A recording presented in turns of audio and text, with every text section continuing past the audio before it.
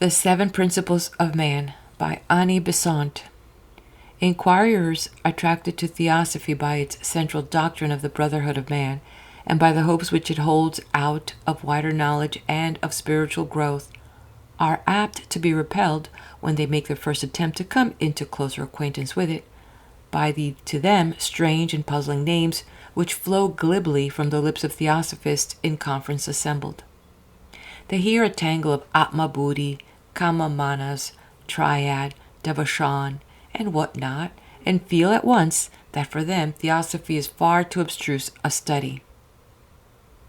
Yet they might have become very good Theosophists had not their initial enthusiasm been quenched with the douche of Sanskrit terms. In the present manual, the smoking flax shall be more tenderly treated, and but few Sanskrit names shall be flung in the face of the inquirer. As a matter of fact, the use of these terms has become general among Theosophists because the English language has no equivalents for them, and a long and clumsy sentence has to be used in their stead if the idea is to be conveyed at all. The initial trouble of learning the names has been preferred to the continued trouble of using roundabout descriptive phrases, Kama, for instance, being shorter and more precise than the passional and emotional part of our nature.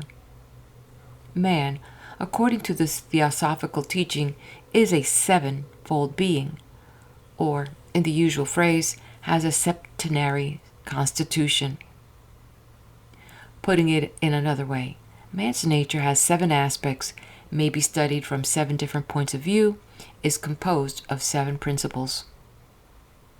The clearest and best way of all in which to think of man is to regard him as one, the spirit or true self. This belongs to the highest region of the universe and is universal, the same for all. It is a ray of God, a spark from the divine fire. This is to become an individual, reflecting the divine perfection, a son that grows into the likeness of his Father.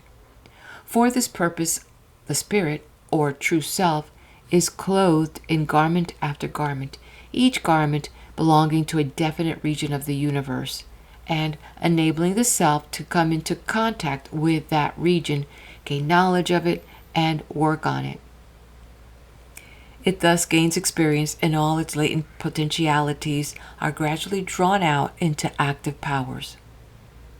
These garments, or sheaths, are distinguishable from each other both theoretically and practically. If a man be looked at clairvoyantly, each is distinguishable by the eye, and they are separable each from each other during physical life or at death, according to the nature of any particular sheath. Whatever words may be used, the fact remains the same, that he is essentially sevenfold, an evolving being, part of whose nature has already been manifested, part remaining latent at present, so far as the vast majority of humankind are concerned. Man's consciousness is able to function through as many of these aspects as have been already evolved in him into activity. This evolution, during the present cycle of human development, takes place on 5 out of 7 planes of nature. The 2 higher planes, the 6th and 7th, will not be reached, save in the most exceptional cases, by the men of this humanity in the present cycle, and they may therefore be left out of sight for our present purpose. As, however, some confusion has arisen as to the 7 planes through differences of the nomenclature, 2 diagrams are given at the end of this treatise showing the 7 planes as they exist in our division of the universe, in correspondence with the vaster planes of the universe as a whole, and also the subdivision of the 5 into 7 as they are presented in some of our literature. A plane is merely a condition, a stage, a state, so that we might describe man as fitted by his nature when that nature is fully developed, to exist consciously in 7 different conditions, or 7 different stages in 7 different states, or technically on 7 different planes of being. To take an easily verified illustration, a man may be conscious on the physical plane, that is, in his physical body, feeling hunger and thirst, the pain of a blow or a cut. But let the man be a soldier in the heat of battle, and his consciousness will be centered in his passions and emotions, and he may suffer a wound without knowing it, his consciousness being away from the physical plane and acting on the plane of passions and emotions. When the excitement is over, consciousness will pass back to the physical, and he will feel the pain of his wound. Let the man be a philosopher, and as he ponders over some knotty problem, he will lose all consciousness of bodily wants, of emotions, of love and hatred. His consciousness will have passed to the plane of intellect. He will be abstracted, i.e., drawn away from considerations pertaining to his bodily life, and fixed on the plane of thought. Thus may a man live on these several planes, in these several conditions, one part or another of his nature being thrown into activity at any given time, and an understanding of what man is, of his nature, his powers, his possibilities, will be reached more easily and assimilated more usefully if he is studied along these clearly defined lines, than if he be left without analysis, a mere confused bundle of qualities and states. It has also been found convenient, having regard to man's mortal and immortal life, to put these 7 principles into 2 groups, one containing the 3 higher principles and therefore called the triad, the other containing the 4 lower and therefore called the quaternary. The triad is the deathless part of man's nature, the spirit, the soul of Christian terminology. The quaternary is the mortal part, the body of Christianity. This division into body, soul, and spirit is used by St. Paul and is recognized in all careful Christian philosophy, although generally ignored by the mass of Christian people. In ordinary parlance, soul and body, or spirit and body, make up the man, and the words soul and spirit are used interchangeably, with much confusion of thought as the result. This looseness is fatal to any clear view of the constitution of man, and the theosophist may well appeal to the Christian philosopher as against the casual Christian non-thinker if it be urged that he is making distinctions difficult to be grasped. No philosophy worthy of the name can be stated even in the most elementary fashion without making some demand on the intelligence and the attention of the would-be learner, and carefulness in the use of terms is a condition of all knowledge. End of introduction. Principle 1. The dense physical body. The dense physical body of man is called the first of his 7 principles, as it is certainly the most obvious. Built of material molecules, in the generally accepted sense of the term, with its 5 organs of sensation, the 5 senses, its organs of locomotion, its brain and nervous system, its apparatus for carrying on the various functions necessary for its continued existence, there's little to be said about this physical body in so slight a sketch as this of the constitution of man. Western science is almost ready to accept the theosophical view that the human organism consists of innumerable lives which build up the cells. H.P. Blavatsky says on this, "Science has never yet gone so far as to assert with the occult doctrine that our bodies, as well as those of animals, plants, and stones, are themselves altogether built of such things, bacteria, etc., which, with the exception of the larger species, no microscope can detect. The physical and chemical constituents of all being found to be identical, chemical science may well say that there is no difference between the matter which composes the ox and that which forms the man. But the occult doctrine is far more explicit. It says, not only the chemical compounds are the same, but the same infinitesimal invisible lives compose the atoms of the bodies of the mountain and the daisy, of man and the ant, of the elephant and of the tree which shelters him from the sun. Each particle, whether you call it organic or inorganic, is a life. Every atom and molecule in the universe is both life-giving and death-giving to such forms." From The Secret Doctrine, Volume 1, page 281. The microbes thus build up the material body and its cells under the constructive energy of vitality, a phrase that will be explained when we come to deal with life as the third principle, and with these microbes as part of it. When the life is no longer supplied, the microbes are left to run riot as destructive agents, and they break up and disintegrate the cells which they built, and so the body goes to pieces. The purely physical consciousness is the consciousness of the cells and the molecules. The selective action of the cells, taking from the blood what they need, rejecting what they do not need, is an instance of this self-consciousness. The process goes on without the help of our conscience or volition.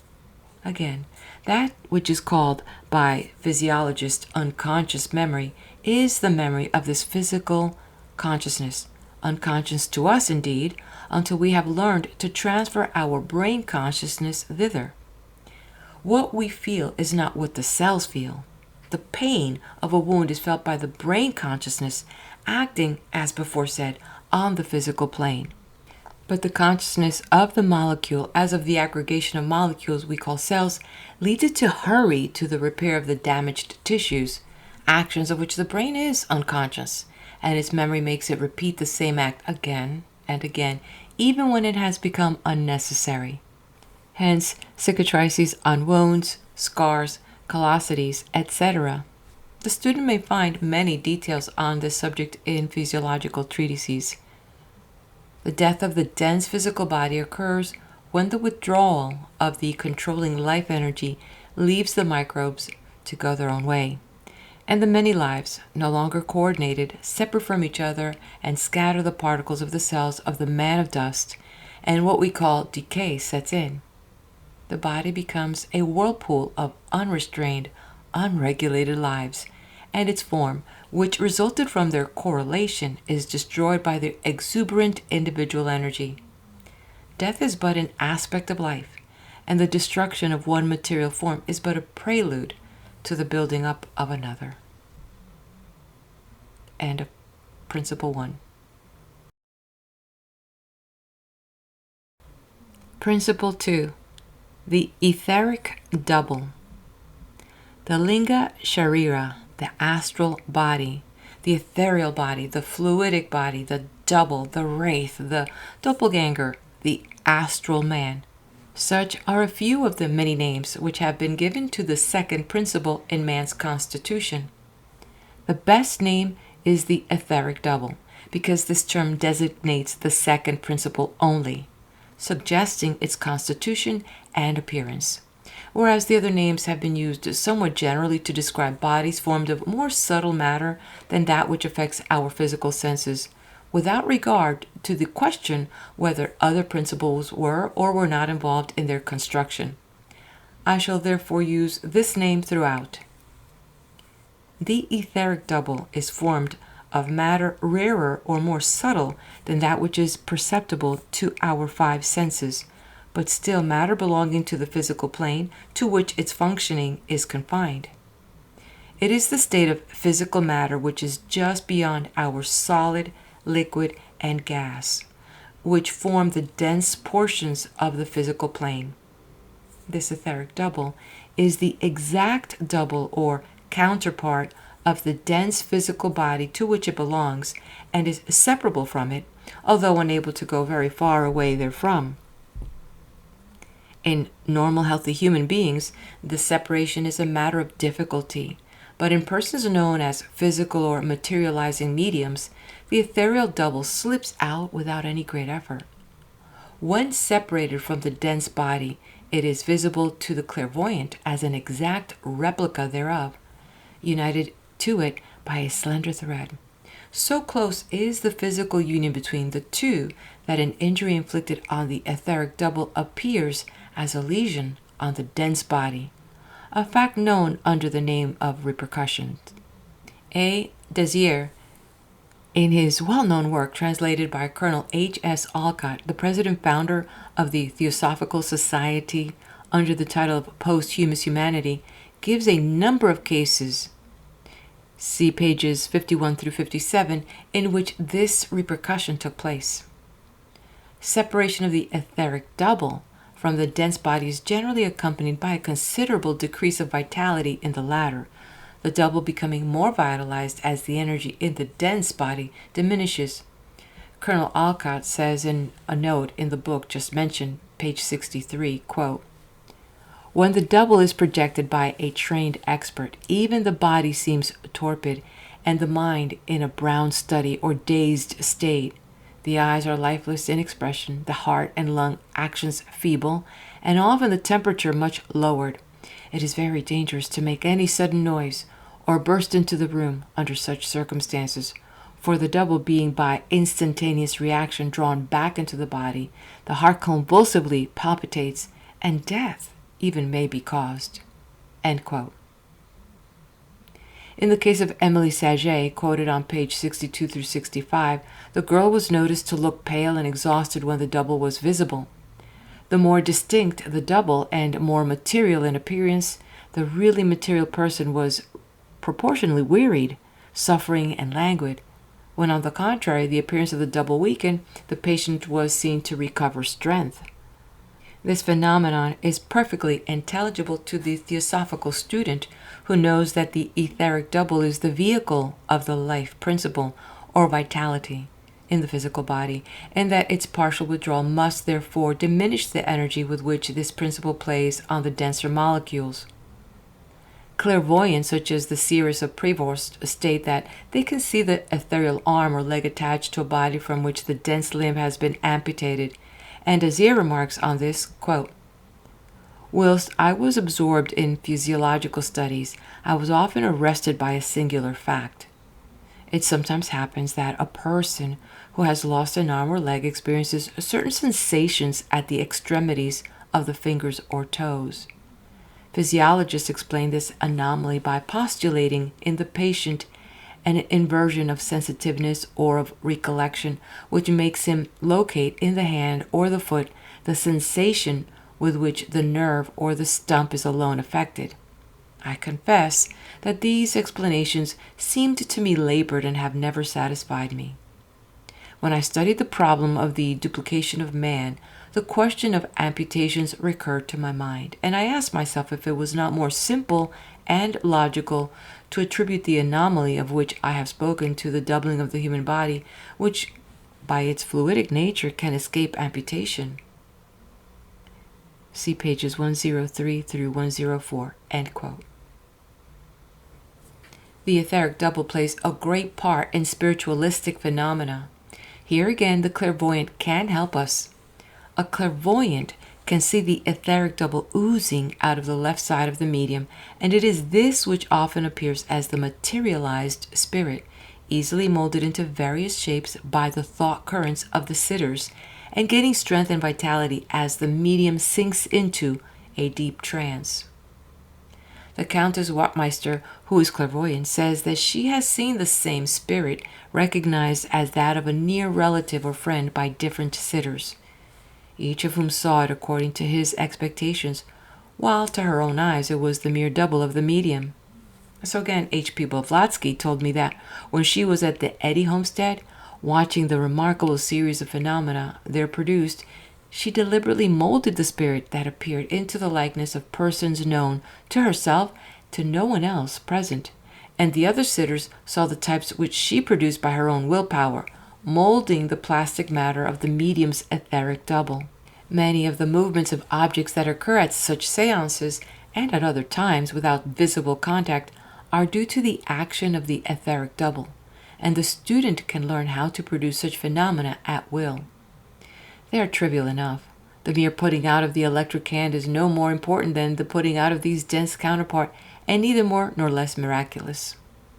Some persons produce such phenomena unconsciously, mere aimless overturnings of objects, making of noises, and so on. They have no control over their etheric double, and it just blunders about in their neighborhood like a baby trying to walk. For the etheric double, like the dense body, has only a diffused consciousness belonging to its parts, and has no mentality. Nor does it readily serve as a medium of mentality, when disjoined from the dense counterpart. This leads us to an interesting point. The centers of sensation are located in the fourth principle, which may be said to form the bridge between the physical organs and the mental perceptions. impressions from the physical universe impinge on the material molecules of the dense physical body, setting in vibration the constituent cells of the organs or sensations of our senses. These vibrations, in their turn, set in motion the finer material molecules of the etheric double, in the corresponding sense organs of its finer matter. From these, the vibrations pass to the astral body, or fourth principle, presently to be considered, wherein are the corresponding centers of sensation. From these vibrations are again propagated into the yet rarer matter of the lower mental plane, whence they are reflected back until, reaching the material molecules of the cerebral hemispheres, they become our brain consciousness. This correlated and unconscious succession is necessary for the normal action of the consciousness as we know it. In sleep and in trance, natural or induced, the first two and the last stages are generally omitted, and the impressions start from and return to the astral plane, and thus make no trace on the brain memory. But the natural or trained psychic, the clairvoyant who does not need trance for the exercise of his powers, is able to transfer his consciousness from the physical to the astral plane without losing grip thereof, and can impress the brain memory with knowledge gained on the astral plane, so retaining it for use. And death means for the etheric double just what it means for the dense physical body, the breaking up of its constituent parts, the dissipation of its molecules. The vehicle of the vitality that animates the bodily organism as a whole, it oozes forth from the body when the death hour comes, and is seen by the clairvoyant as a violet light, or violet form, hovering over the dying person, still attached to the physical body by the slender thread before spoken of. When the thread snaps, the last breath has quivered outwards, and the bystanders whisper, "He is dead." The etheric double, being of physical matter, remains in the neighborhood of the corpse, and is the wraith, or apparition, or phantom, sometimes seen at the moment of death and afterwards by persons near the place where the death has occurred. It disintegrates slowly, pari passu, with its dense counterpart, and its remnants are seen by the sensitives in cemeteries and churchyards as violet lights hovering over graves. Here is one of the reasons which render cremation preferable to burial as a mode of disposing of the physical envelopes of man. The fire dissipates in a few hours. The molecules which would otherwise be set free only in the slow course of gradual putrefaction, and thus quickly restores to their own plane the dense and etheric materials, ready for use once more in the building up of new forms. End of Principle 2. Principle 3. Prana, the life. All universes, all worlds, all men, all brutes, all vegetables, all minerals, all molecules and atoms, all that is, are plunged in a great ocean of life, life eternal, life infinite, life incapable of increase or of diminution. The universe is only life in manifestation, life made objective, life differentiated. Now each organism, whether minute as a molecule or vast as a universe, may be thought of as appropriating to itself somewhat of life, of embodying in itself as its own life some of this universal life. Figure a living sponge stretching itself out in the water which bathes it, envelops it, permeates it. There is water, still the ocean, circulating in every passage, filling every pore. But we may think of the ocean outside the sponge, or of the part of the ocean appropriated by the sponge, distinguishing them in thought if we want to make statements about each severally. So each organism is a sponge bathed in the ocean of life, universal, and containing within itself some of that ocean as its own breath of life. In theosophy, we distinguish this appropriated life under the name prana, breath, and call it the third principle in man's constitution. To speak quite accurately, the breath of life, that which the Hebrews termed nefesh, or the breath of life breathed into the nostrils of Adam, is not prana only, but prana and the fourth principle conjoined. It is these two together that make the vital spark. Reference The Secret Doctrine, Volume 1, page 262. And that are the breath of life in man, as in the beast or insect of physical material life. It is the breath of animal life in man, the breath of life in instinctual in the animal. But just now we are concerned with prana only, with vitality as the animating principle in all animal and human bodies. Of this life, the etheric double is the vehicle, acting, so to say, as means of communication, as bridge between prana and the dense body. Prana is explained in The Secret Doctrine as having for its lowest subdivision the microbes of science. These are the invisible lives that build up the physical cells. These are the countless myriads of lives that build the tabernacle of clay, the physical bodies. Science, dimly perceiving the truth, may find bacteria and other infinitesimals in the human body and see in them only occasional and abnormal visitors to which disease are attributed.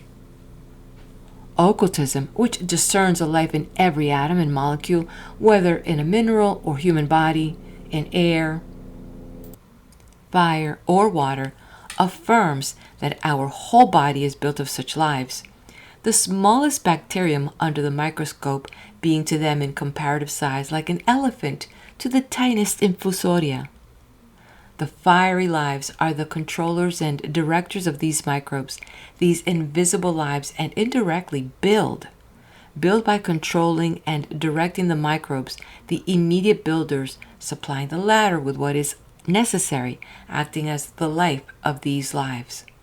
The fiery lives, the synthesis, the essence of prana, are the vital constructive energy that enables the microbes to build the physical cells.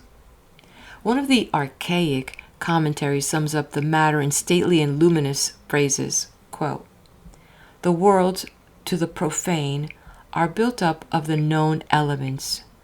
To the conception of an arat, these elements are themselves collectively a divine life. Distributively on the plane of manifestations, the numberless and countless cores of lives. Fire alone is one, on the plane of the one reality. On that of manifested, hence elusive being, its particles are fiery lives which live and have their being at the expense of every other life that they consume. Therefore they are named the devourers.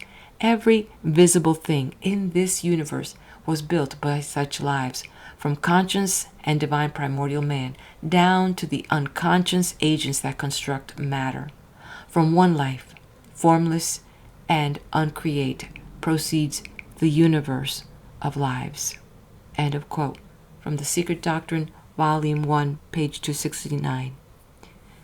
As in the universe, so in man, and all these countless lives, all these constructive vitality, all this is summed up by the Theosophist as prana. End of Principle 3. Principle 4. The desire body. In building up our man, we have now reached the principle sometimes described as the animal soul, in theosophical parlance, kamarupa, or the desire body. It belongs to, in constitution and functions, on the second or astral plane.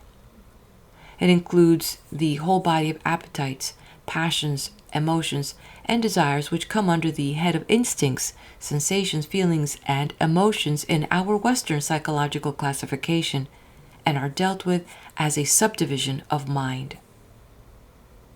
In Western psychology, mind is divided by the modern school into three main groups: feelings, will, intellect. Feelings are again divided into sensations and emotions, and these are divided and subdivided under numerous heads.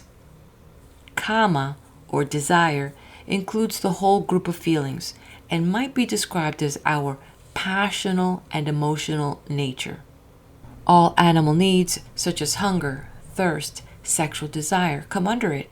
All passions, such as love in its lower sense, hatred, envy, jealousy. It is the desire for sentient existence, for experience of material joys, the lust of the flesh, the lust of the eyes, the pride of life.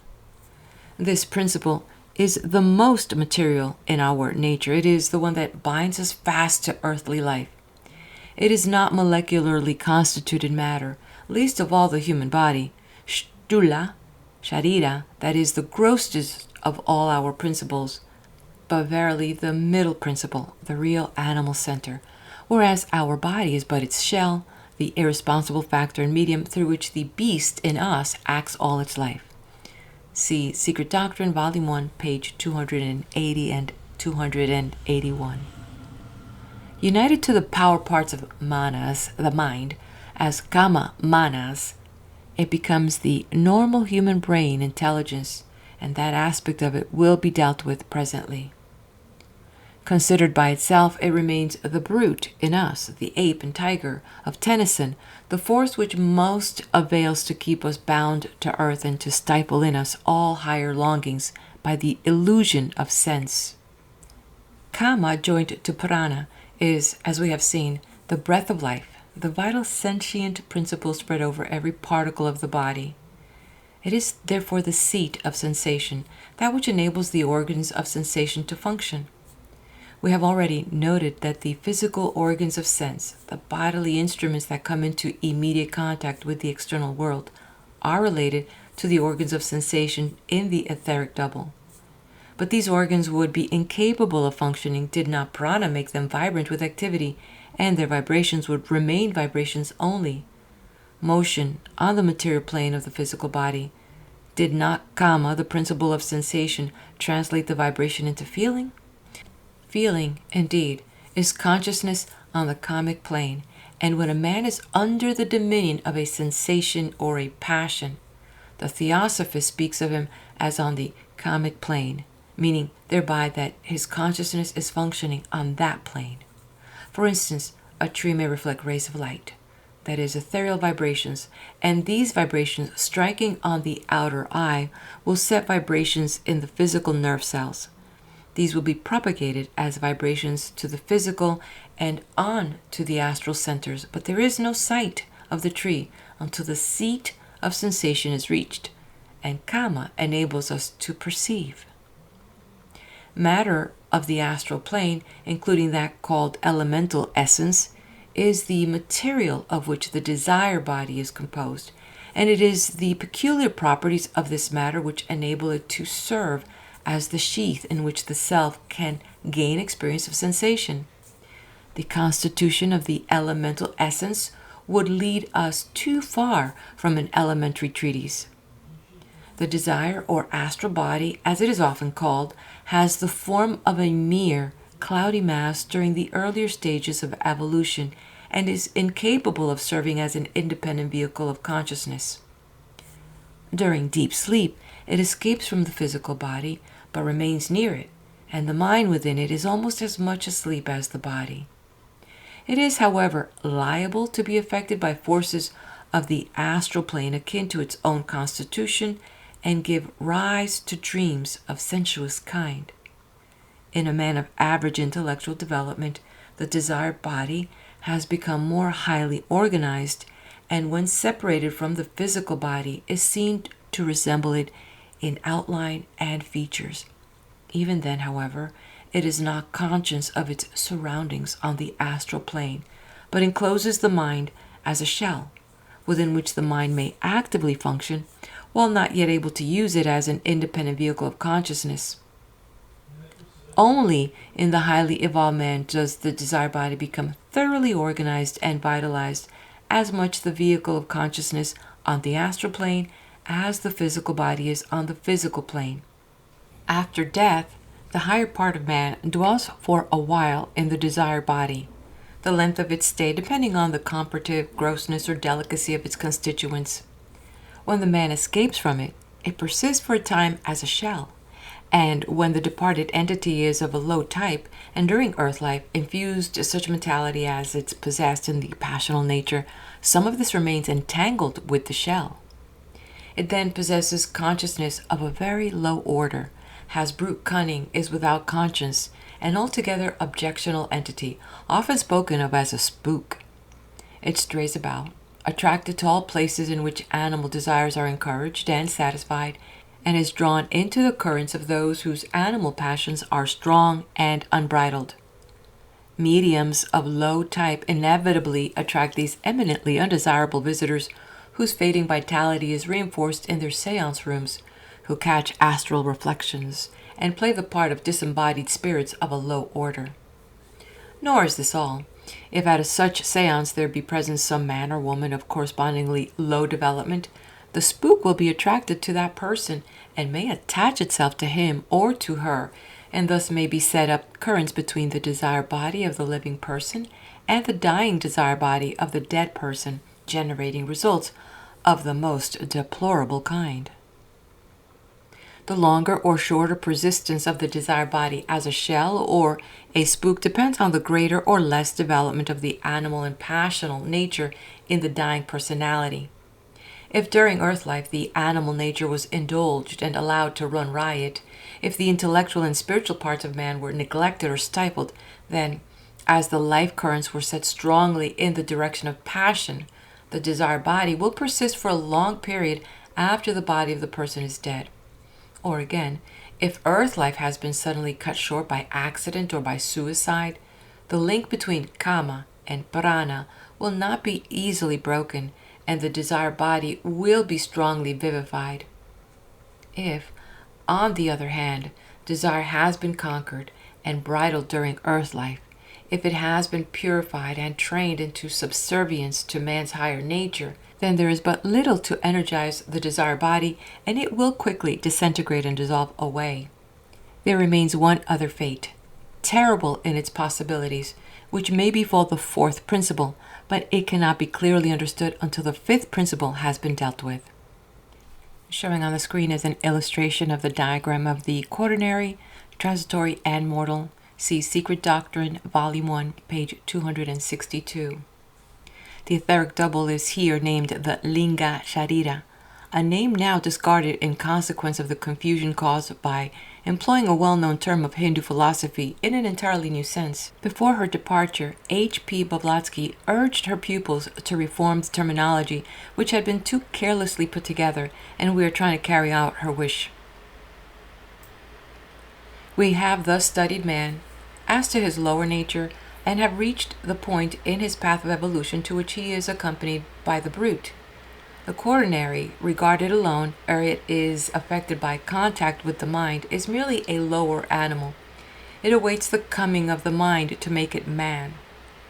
Theosophy teaches that, through past ages, man was thus slowly built up, stage by stage, principle by principle, until he stood as a quaternary, brewed over but not in contact with the spirit, waiting for that mind which could alone enable him to progress farther and to come into conscious union with the spirit, so fulfilling the very object of his being.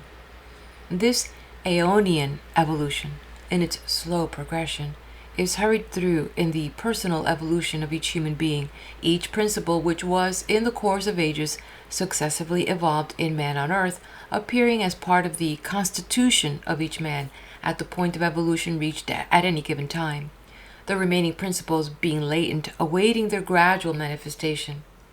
The evolution of the quaternary until it reached the point at which further progress was impossible without mind is told in the eloquent sentences in the archaic stanzas on which the secret doctrine of H.P. Blavatsky is based.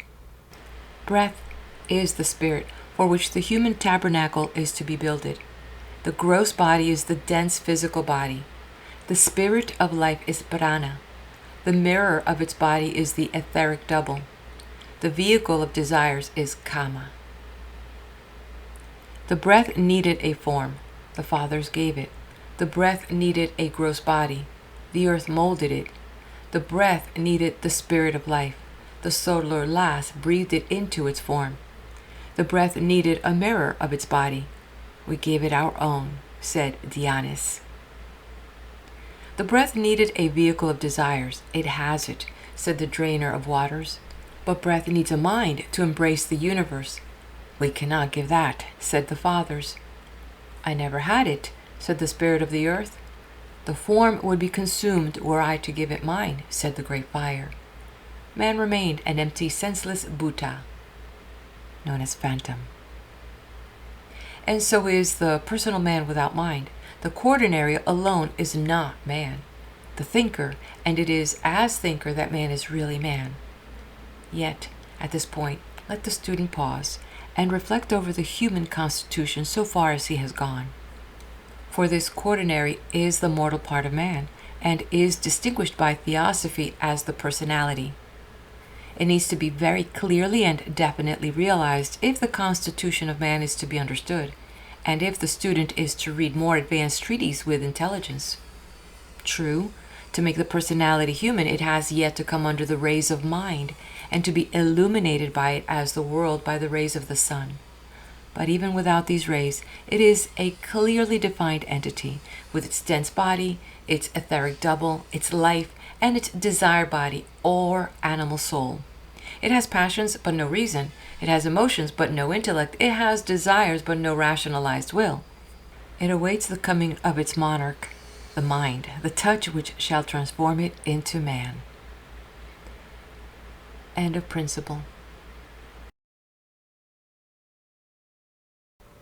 Principle 5. Manas, the thinker or mind.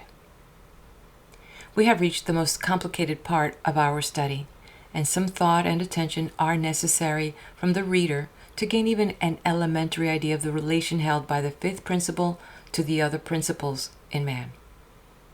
The word manas comes from the Sanskrit word man, the root of the verb to think.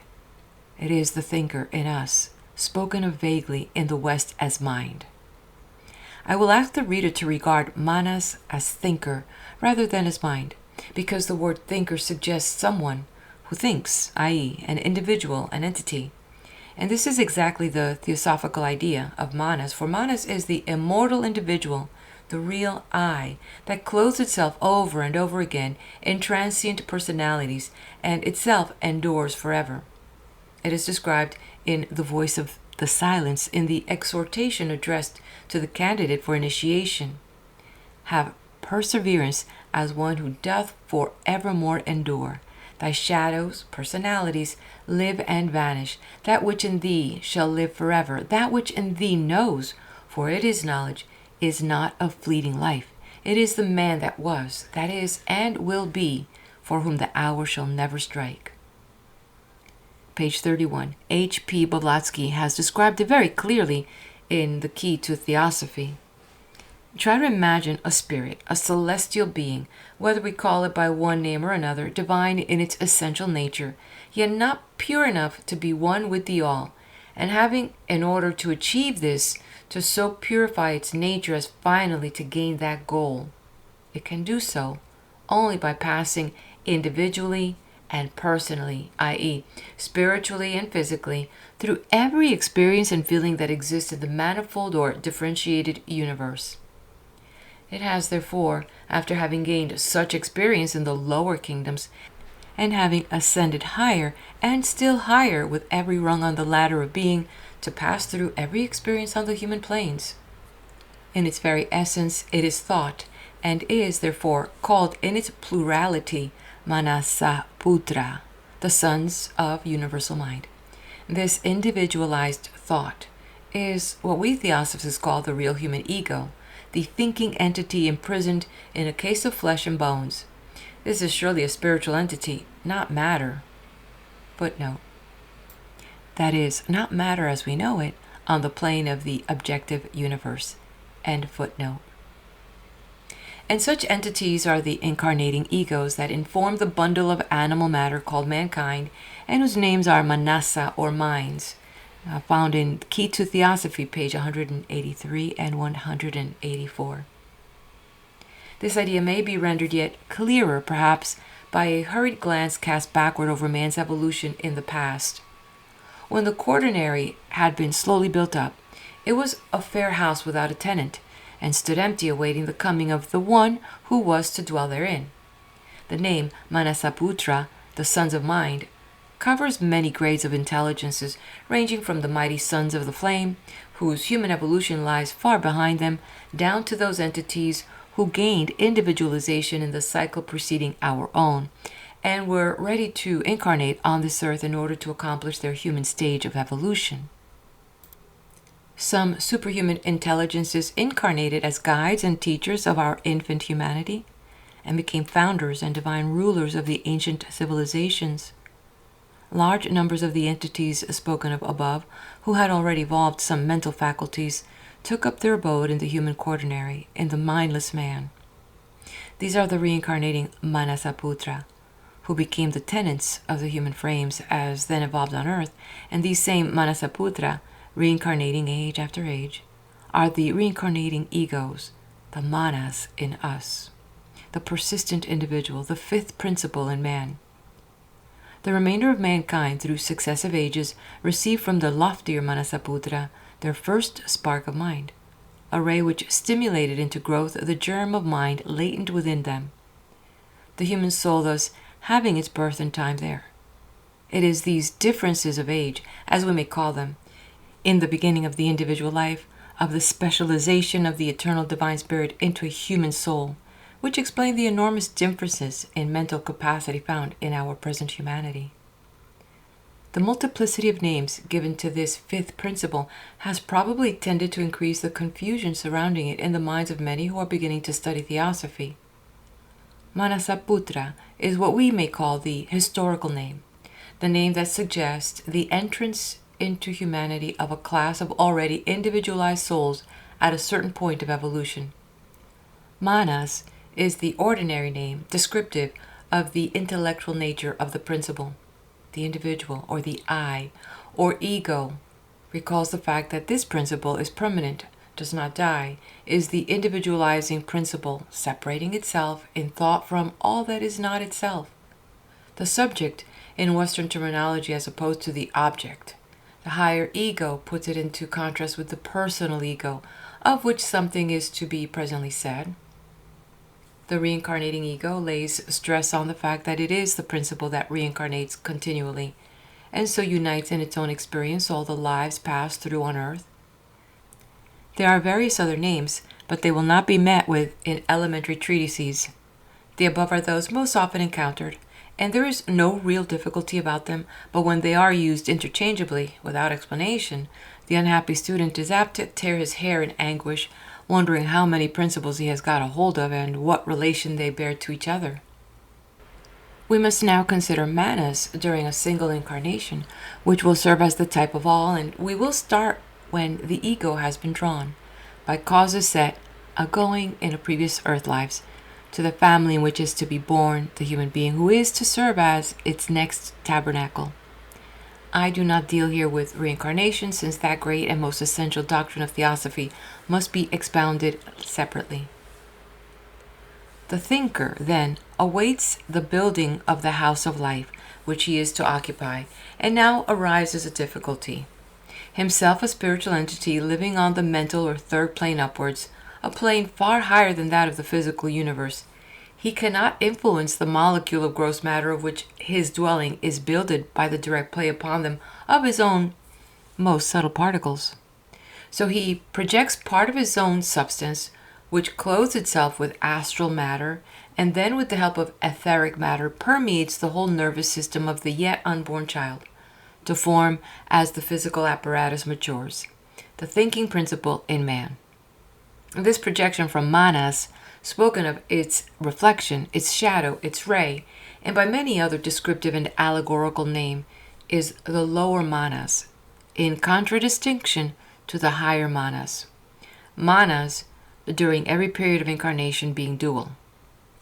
On this, H.P. Blavatsky says, once imprisoned or incarnate, there the manasa essence becomes dual. That is to say, the rays of the eternal divine mind, considered as individual entities, assume a twofold attribute, which is A, their essential inherent characteristic, having aspiring mind, higher manas, and B, the human quality of thinking or animal cogitation, rationalized owing to the superiority of the human brain, the kama tending or lower manas. We must now turn our attention to this lower manas alone and see the part which it plays in the human constitution. It is engulfed in the quaternary, and we may regard it as clasping kama with one hand, while with the other it retains its hold on its father, the higher manas.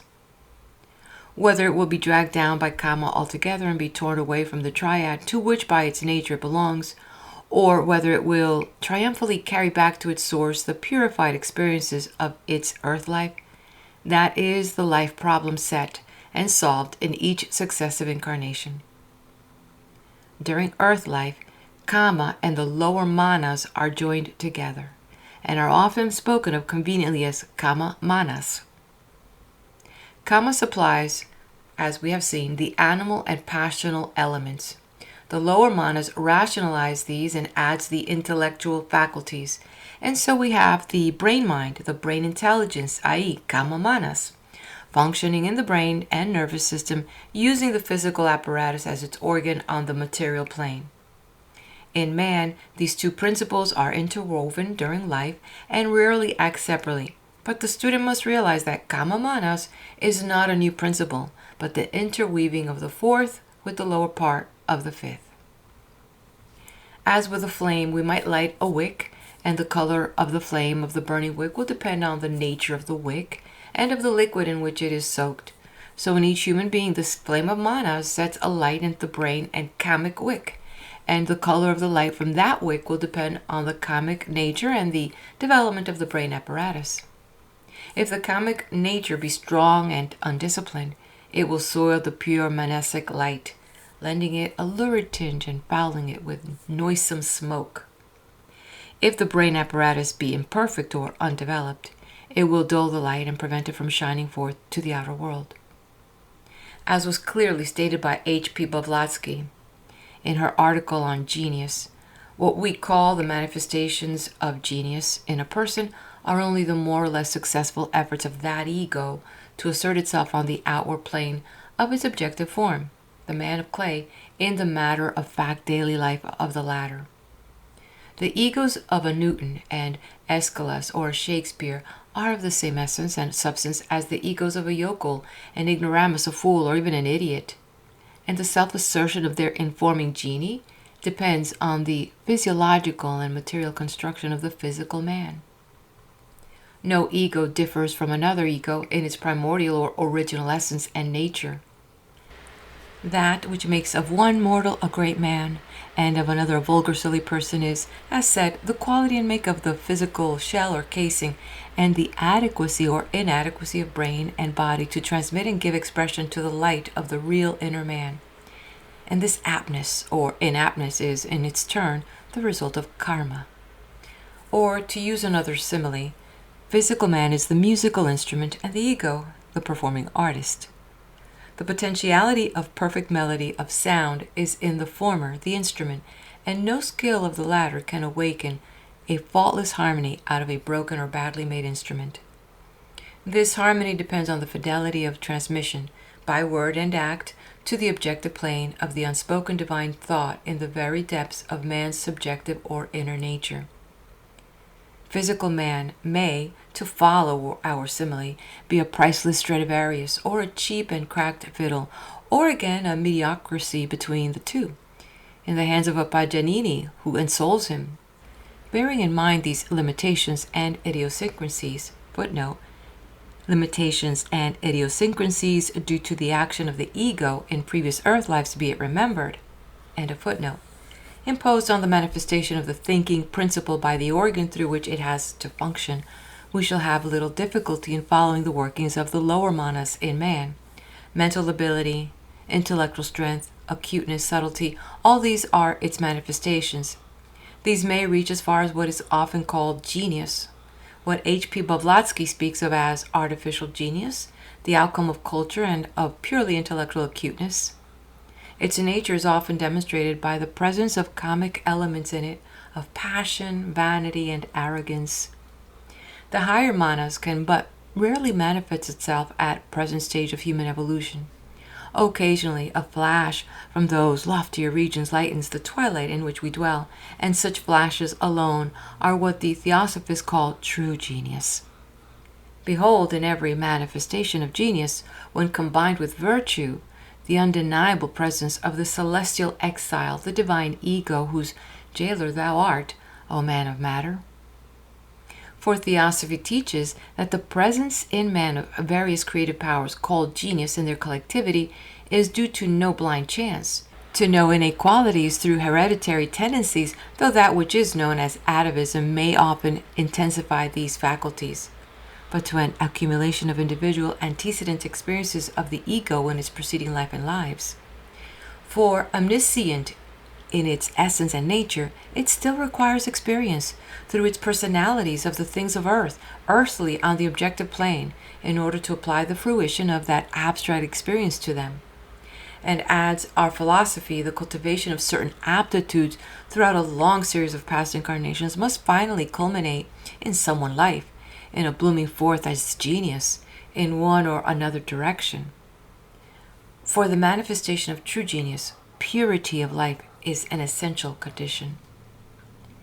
Kama manas is the personal self of man. We have already seen that the quaternary as a whole is the personality, the shadow, and the lower mana gives this individualizing touch that makes the personality recognize itself as I. It becomes intellectual. It recognizes itself as separate from all other selves. Deluded by the separateness it feels, it does not realize a unity beyond all that it is able to sense.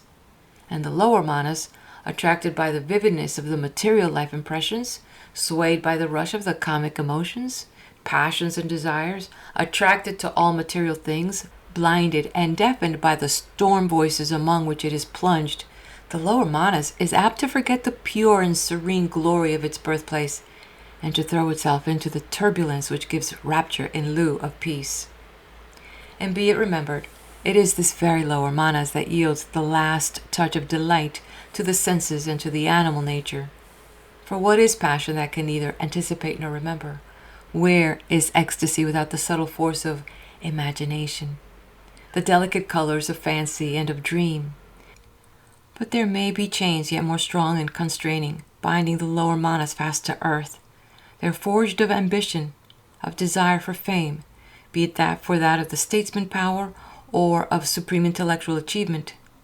So long as any work is wrought for sake of love or praise, or even recognition that the work is mine and not another's, so long as in the heart's remotest chambers one's subtlest yearning remains to be recognized as separate from all, so long, however grand the ambition, however far-reaching the charity, however lofty the achievement, mana is tainted with kama and is not pure as its source. Mana is an activity. We have already seen that the fifth principle is dual in its aspect during each period of earth life, and that the lower manas united to kama, spoken of conveniently as kama manas, function in the brain and nervous system of man.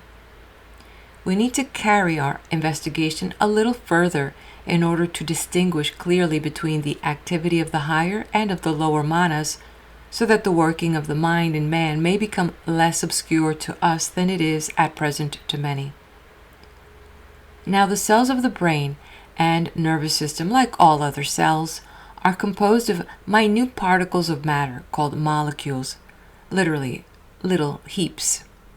These molecules do not touch each other, but are held grouped together by that manifestation of the eternal life which we call attraction. Not being in contact with each other, they are able to vibrate to and fro if set in motion, and, as a matter of fact, they are in a state of continual vibration. H.P. Blavatsky points out in the article Lucifer in October 1890, page 92 and 93, that molecular motion is the lowest and most material form of the one eternal life, itself motion as the great breath, and the source of all motion on every plane of the universe. In the Sanskrit, the roots of the terms for spirit, breath, being, and motion are essentially the same, and Rama Prasad says that all these roots have for their origin the sound produced by the breath of animals, the sound of expiration and inspiration. Now the lower mind, or kama manas, acts on the molecules of the nervous cells by motion and sets them vibrating, so starting mind consciousness on the physical plane. Manas itself could not affect these molecules, but its ray, the lower manas, having clothed itself in astral matter and united itself to the kamic elements, is able to set the physical molecules in motion and so give rise to brain consciousness, including the brain, memory, and all the other functions of the human mind as we know it in its ordinary activity. These manifestations, like all other phenomena on the material plane, must be related in their final analysis to the world of vibration, says H.P. Blavatsky. But she goes on to point out, in their origin they belong to a different and a higher world of harmony. Their origin is in the monastic essence, in the ray, but on the material plane, acting on the molecules of the brain, they are translated into vibrations. This action of the kama manas is spoken by the theosophist as psychic. All mental and passional activities are due to this psychic energy, and its manifestations are necessarily conditioned by the physical apparatus through which it acts. We have already seen this broadly stated, and the rationale of the statement will now be apparent. If the molecular constitution of the brain be fine, and if the working of the specifically kamic organs, liver, spleen, etc., be healthy and pure so as not to injure the molecular constitution of the nerves which put them into communication with the brain, then the psychic breath, as it sweeps through the instrument, awakens in this true Aeolian harp, harmonious and exquisite melodies, whereas if the molecular constitution be gross or poor, if it be disordered by the emanations of alcohol, if the blood be poisoned by gross living or sexual excesses, the strings of the Aeolian harp become too loose or too tense, clogged with dirt or frayed with harsh usage, and when the psychic breath passes over them, they remain dumb or give out harsh, discordant notes, not because the breath is absent, but because the strings are in evil case. It will now, I think, be clearly understood that what we call mind or intellect is, in H.P. Blavatsky's words, a pale and too often distorted reflection of manas itself, or our fifth principle. Kama manas is the rationale, but earthly or physical intellect of man, encased in and bound by matter, therefore subject to the influence of the latter. It is the lower self, or that which, manifesting through our organic system, acting on this plane of illusion, imagines itself the ego sum, and thus falls into what Buddhist philosophy brands as the heresy of separateness. It is the human personality from which proceeds the psychic, i.e., terrestrial wisdom, at best, as it is influenced by all the chaotic stimuli of the human, or rather animal passions of the living body. A clear understanding of the fact that kama manas belongs to the human personality, that it functions in and through the physical brain, that it acts on the molecules of the brain, setting them into vibration, will very much facilitate the comprehension by the student of the doctrine of reincarnation. The great subject will be dealt with in another volume of the series, and I do not propose to dwell upon it here more than to remind the student to take careful note of the fact that the lower manas is a ray from the immortal thinker, illuminating a personality, and that all the functions which are brought into activity in the brain consciousness are functions correlated to the particular brain, to the particular personality in which they occur. The brain molecules that are set vibrating are material organs in the man flesh. They did not exist as brain molecules before his conception, nor do they persist as brain molecules after his disintegration. Their functional activity is limited by the limits of his personal life, the life of the body, the life of the transient personality. Now, the faculty of which we speak as memory on the physical plane depends on the response of these very brain molecules to the impulse of the lower manas, and there is no link between the brains of successive personalities except through the higher manas that sends out its ray to inform and enlighten them successively.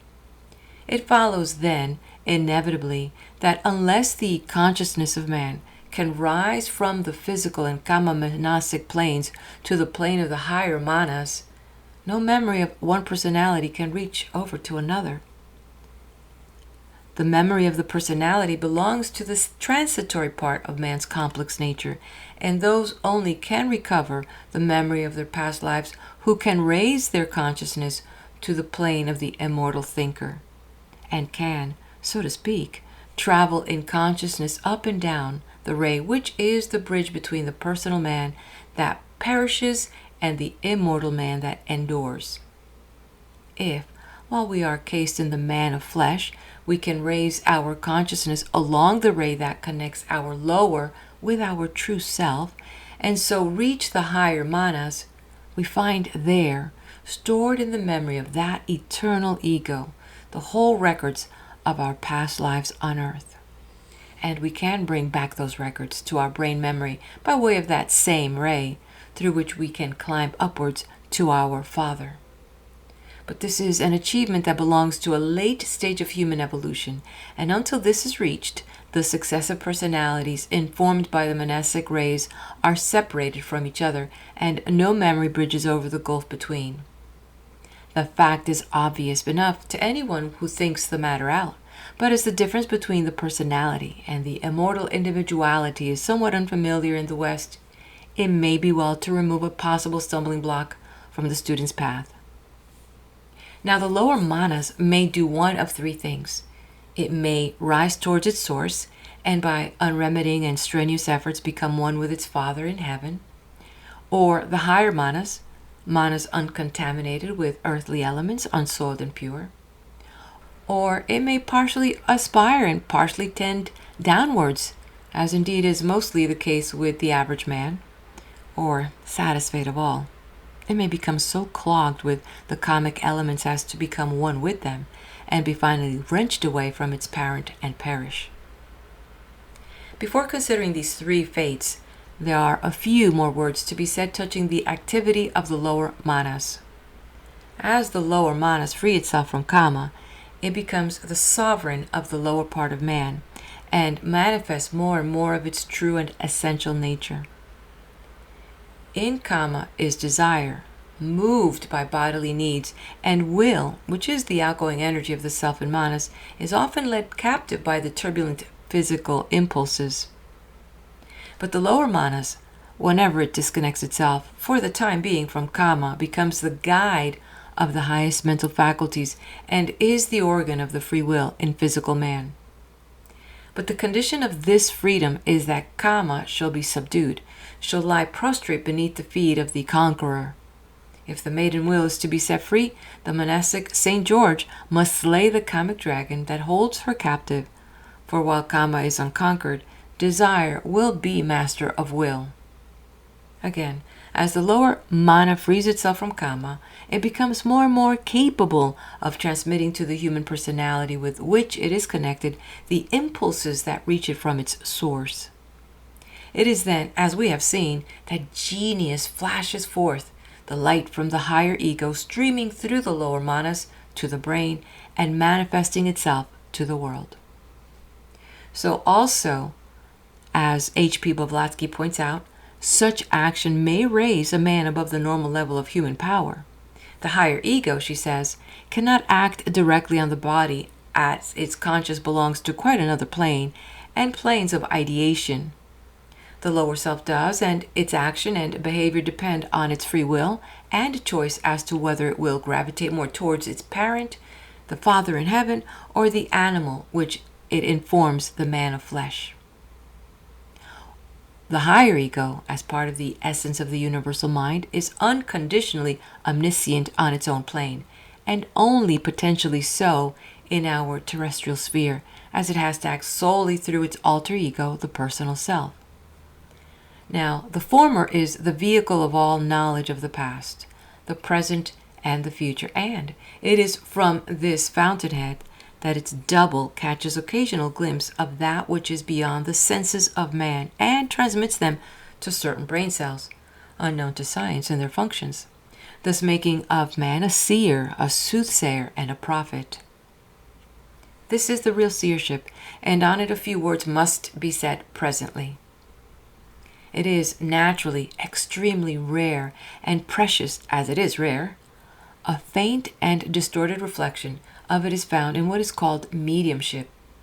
And of this, H.P. Blavatsky says, "Now what is a medium?" The term medium, when not applied to things and objects, is supposed to be a person through whom the action of another person or being is either manifested or transmitted.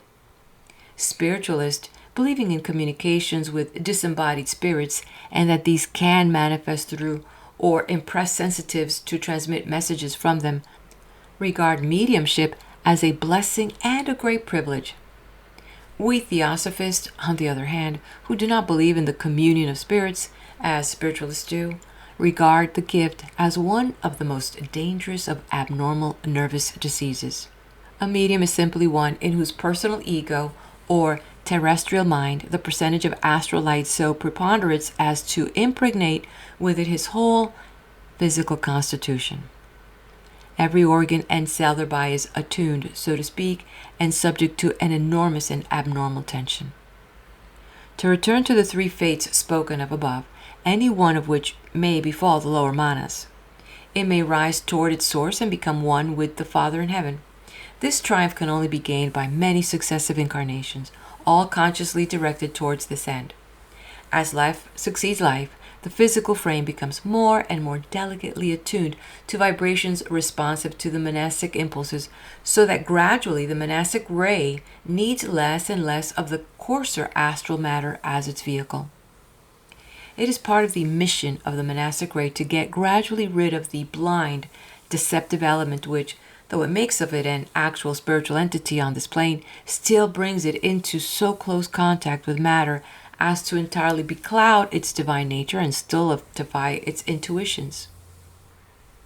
Life after life, it rids itself of this blind, deceptive element until at last, master of Kama and with body responsive to mind, the ray becomes one with its radiant source. The lower nature is wholly attuned to the higher, and the adept stands forth complete, the Father and the Son, having become one on all planes, as they have been always one in heaven. For him the wheel of incarnation is over, the cycle of necessity is trodden. Henceforth he can incarnate at will to do any special service to mankind, or he can dwell in the planes round earth without the physical body, helping in the further evolution of the globe and the race. It may partially aspire and partially tend downwards. This is the normal experience of the average man. All life is a battlefield, and the battle rages in the lower monastic region, where manas wrestle with Kama for empire over man.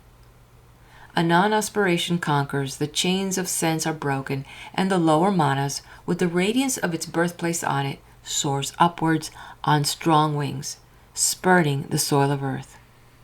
But alas, too soon the pinions tire, they flag, they flutter, they cease to beat the air, and downward falls the royal bird whose true realm is that of the higher air, and he flutters heavily to the bog of earth once more, and Kama chains him down. When the period of incarnation is over and the gateway of death closes the road of earthly life, what becomes of the lower manas in the case of we are considering? Soon after the death of the physical body, Kama manas is set free and dwells for a while in the astral plane clothed with a body of astral matter.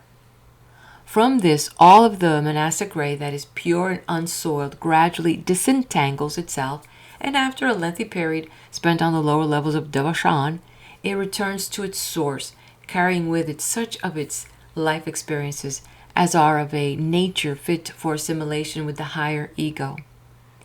Manas thus again become one during the latter part of the period which intervenes between two incarnations. The monastic ego, brooded over by ATMA-BUDDHI, the two highest principles in the human constitution not yet considered by us, passes into the devashanic state of consciousness, resting from the weariness of the life struggle through which it has passed. The experiences of the earth life just closed are carried into the monastic consciousness by the lower ray withdrawn into its source. They make the devashanic state a continuation of earth life, shorn of its sorrows, a completion of the wishes and desires of earth life, so far as those were pure and noble. The poetic phrase that the mind creates its own heaven is truer than many may have imagined, for everywhere man is what he thinks, and in the Devachanic state, the mind is unfettered by the gross physical matter through which it works on the objective plane. The Devachanic period is the time for the assimilation of life experiences, the regaining of equilibrium, ere a new journey is commenced. It is the day that succeeds the night of earth life, the alternative of the objective manifestation. Periodicity is here, as everywhere else in nature, ebb and flow, throb and rest, the rhythm of the universal life. This Devachanic state of consciousness lasts for a period of varying length, proportioned to the stage reached in evolution, the Devachan of the average man being said to extend over some 1,500 years. Meanwhile, that portion of the impure garment of the lower manas which remains entangled with kama gives to the desire body a somewhat confused consciousness, a broken memory of the events of the life just closed. If the emotions and passions were strong and the monastic element weak during the period of incarnation, the desire body will be strongly energized and will persist in its activity for a considerate length of time after the death of the physical body. It will also show a considerable amount of consciousness, as much of the monastic ray will have been empowered by the vigorous kamic elements and will have remained entangled in them. If, on the other hand, the earth life just closed was characterized by mentality and purity rather than passion, the desired body, being but poorly energized, will be a pale simulacrum of the person to whom it belonged, and it will fade away, disintegrate, and perish before any long period has elapsed. The spook, already mentioned, will now be understood. It may show very considerable intelligence if the monastic element be still largely present, and this will be the case with the desire body of a person of strong animal nature and forcible though coarse intellect. For intelligence working in a very powerful kamic personality will be exceedingly strong and energetic, though not subtle or delicate, and the spook of such a person, still further vitalized by the magnetic currents of persons yet living in the body, may show much intellectual ability of a low type. But such a spook is conscienceless, devoid of good impulses, tending towards disintegration, and communications with it can work for evil only. Whether we regard them as prolonging its vitality by the currents which it sucks up from the bodies and kamic elements of the living, or as exhausting the vitality of these living persons and polluting them with astral connections of an altogether undesirable kind. Nor should it be forgotten that, without attending seance rooms at all, living persons may come into objectionable contact with these kamic spooks. As already mentioned, they are attracted to places in which the animal part of man is chiefly catered for. Drinking houses, gambling saloons, brothels, all these places are full of the vilest magnetism, are very whirlpools of magnetic currents of the foulest type. These attract the spooks magnetically, and they drift to such psychic maelstroms of all that is earthly and sensual. Vivified by currents so congenial to their own, the desire bodies become more active and potent, impregnated with the emanations of passions and desires which they can no longer physically satisfy. Their magnetic currents reinforce the similar currents in the live persons, action and reaction continually going on, and the animal natures of the living become more potent and less controlled by the will as they are played on by these forces of the kamic world. Kamaloka, from loka, a place, and so the place for kama, is a name often used to designate that plane of the astral world to which these spooks belong, and from this ray forth magnetic currents of poisonous character. As from a pest house float out germs of disease which may take root and grow in the congenial soil of some poorly vitalized physical body. It is very possible that many will say, on reading these statements, that Theosophy is a revival of medieval superstitions and will lead to imaginary terrors. Theosophy explains medieval superstitions and shows the natural facts on which they were founded and from which they drew their vitality. If there are planes in nature other than the physical, no amount of reasoning will get rid of them, and belief in their existence will constantly reappear. But knowledge will give them their intelligible place in the universal order and will prevent superstition by an accurate understanding of their nature and of the laws under which they function. And let it be remembered that persons whose consciousness is normally on the physical plane can protect themselves from undesirable influences by keeping their minds clean and their wills strong. We protect ourselves best against disease by maintaining our bodies in vigorous health. We cannot guard ourselves against invisible germs, but we can prevent our bodies from becoming suitable soil for the growth and development of the germs. Nor need we deliberately throw ourselves in the way of infection. So also as regards these malign germs from the astral plane. We can prevent the formation of kama monastic soil in which they can germinate and develop, and we need not go into evil places, nor deliberately encourage receptivity and mediumistic tendencies.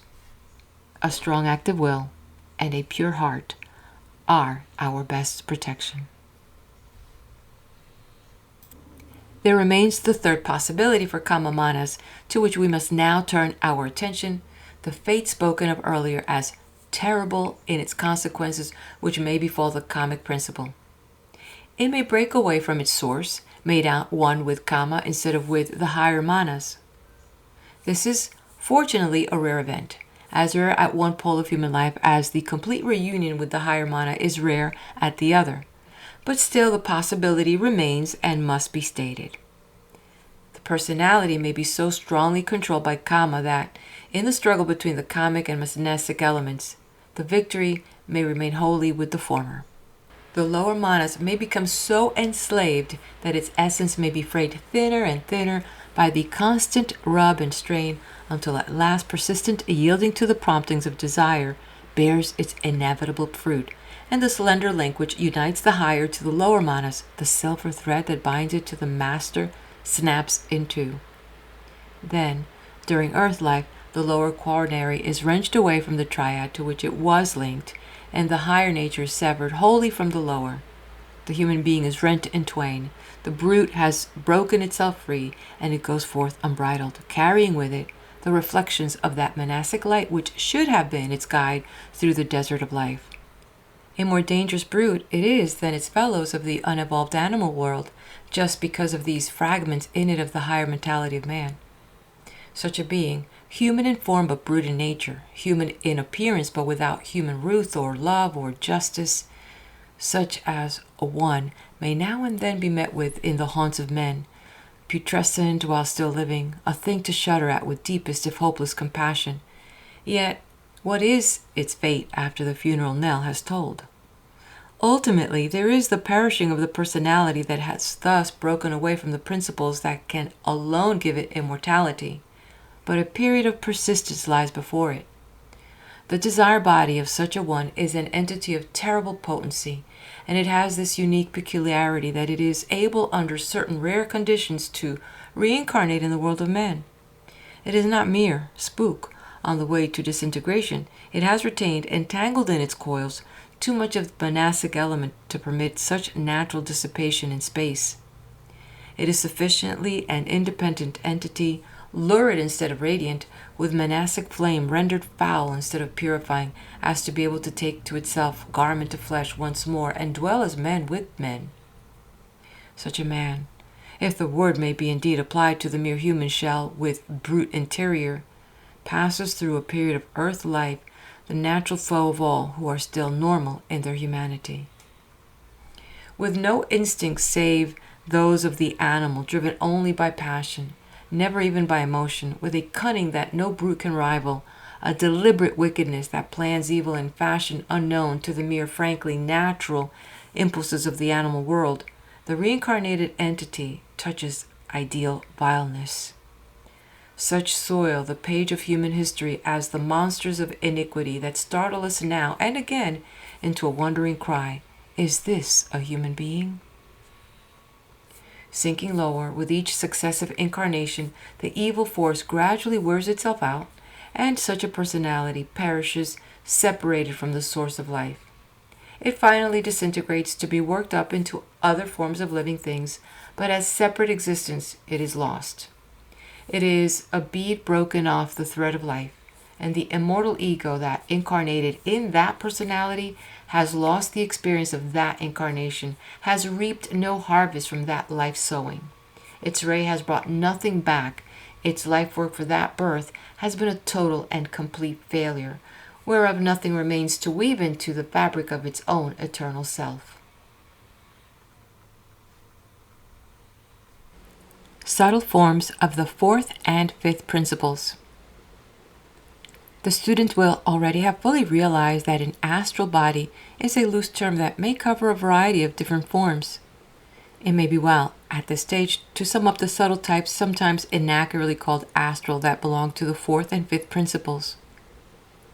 During life, a true astral body may be projected, formed, as its name implies, of astral matter.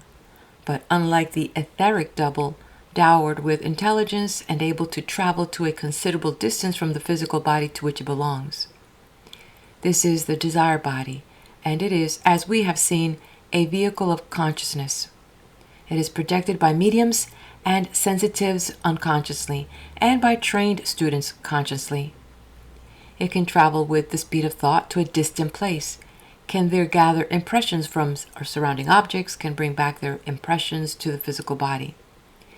In the case of a medium, it can convey them to others by means of the physical body still entranced. But as a rule, when the sensitive comes out of trance, the brain does not retain the impressions thus made upon it, and no trace is left in the memory of the experiences thus acquired. Sometimes, but this is rare, the desire body is able sufficiently to affect the brain by the vibration it sets up to leave a lasting impression thereon, and then the sensitive is able to recall the knowledge acquired during the trance. The student learns to impress on his brain the knowledge gained in the desired body, his will being active while that of the medium is passive. This desire body is the agent unconsciously used by clairvoyants when their vision is not merely the seeing in the astral light. This astral form does then really travel to distant places and may appear there to persons who are sensitive or who chance for the time to be in an abnormal nervous condition. Sometimes it appears to them, when very faintly informed by consciousness, as a vaguely outlined form, not noticing its surroundings. Such a body has appeared near the time of death at places distant from the dying person to those who were closely united to the dying by ties of blood, of affection, or of hatred. More highly energized, it will show intelligence and emotion, as in some cases on record, in which dying mothers have visited their children residing at a distance and have spoken in their last moments of what they had seen and done. The desire body is also set free in many cases of disease, as is the etheric double, as well as in sleep and in trance. Inactivity of the physical body is a condition of such astral voyagings.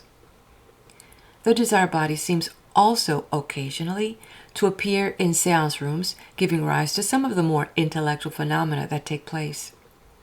It must not be confused with the spook, already sufficiently familiar to the reader, the latter being always the kamic or kamic manasic remains of a dead person, whereas the body we are now dealing with is the projection of an astral double from a living person.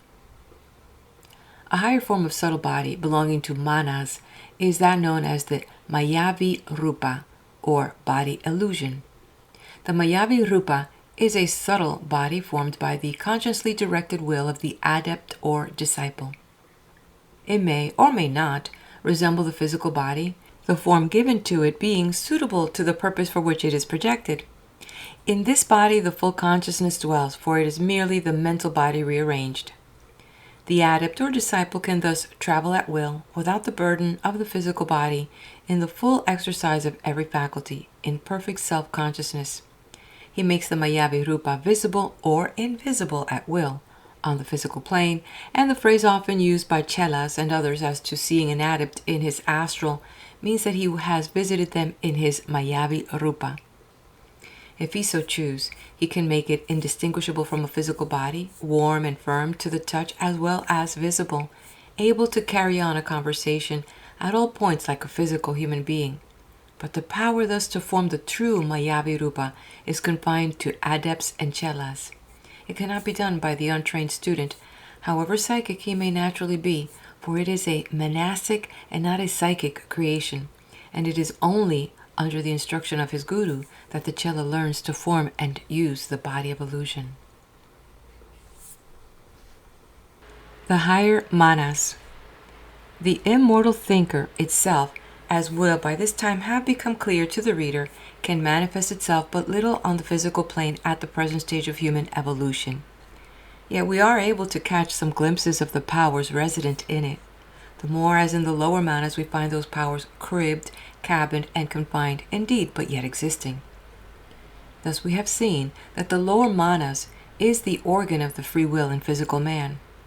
Free will resides in manas itself, in manas the representative of Mahat, the universal mind. From manas comes the feeling of liberty, that knowledge that we can rule ourselves, really the knowledge that the higher nature in us can rule the lower, let that lower nature rebel and struggle as it may. Once let our conscious identify itself with manas instead of with kama, and the lower nature becomes the animal we bestride. It is no longer the I. All its plungings, its struggles, its fights for mastery are then outside us, not within us, and we rein it in and hold it as we rein in a plunging steed and subdue it to our will. On this question of free will, I venture to quote from an article of my own that appeared in The Path. Quote, "Unconditioned will alone can be absolutely free. The unconditioned and the absolute are one. All that is conditioned must, by virtue of that conditioning, be relative and therefore partially bound. As that will evolves the universe, it becomes conditioned by the laws of its own manifestation. The monastic entities are differentiations of that will, each conditioned by the nature of its manifesting potency, but, while conditioned without, it is free within its own sphere of activity, so being the image in its own world of the universal will in the universe. Now as this will, acting on each successive plane, crystallizes itself more and more densely as matter, the manifestation is conditioned by the material in which it works, while relatively to the material, it is itself free. So at each stage, the inner freedom appears in consciousness, while yet investigation shows that the freedom works within the limits of the plane of manifestation on which it is acting, free to work upon the lower, yet hindered as to manifestation by the unresponsiveness of the lower to its impulse. Thus the higher manas, in whom reside free will, so far as the lower quaternary is concerned, being the offspring of Mahat, the third logos, the word, i.e. the will in manifestation, is limited in its manifestation in our lower nature by the sluggishness of the response of the personality to its impulses. In the lower manas itself, as immersed in that personality, resides the will with which we are familiar, swayed by passions, by appetites, by desires, by impressions coming from without, yet able to assert itself among them all, by virtue of its essential nature, one with that higher ego of which it is the ray.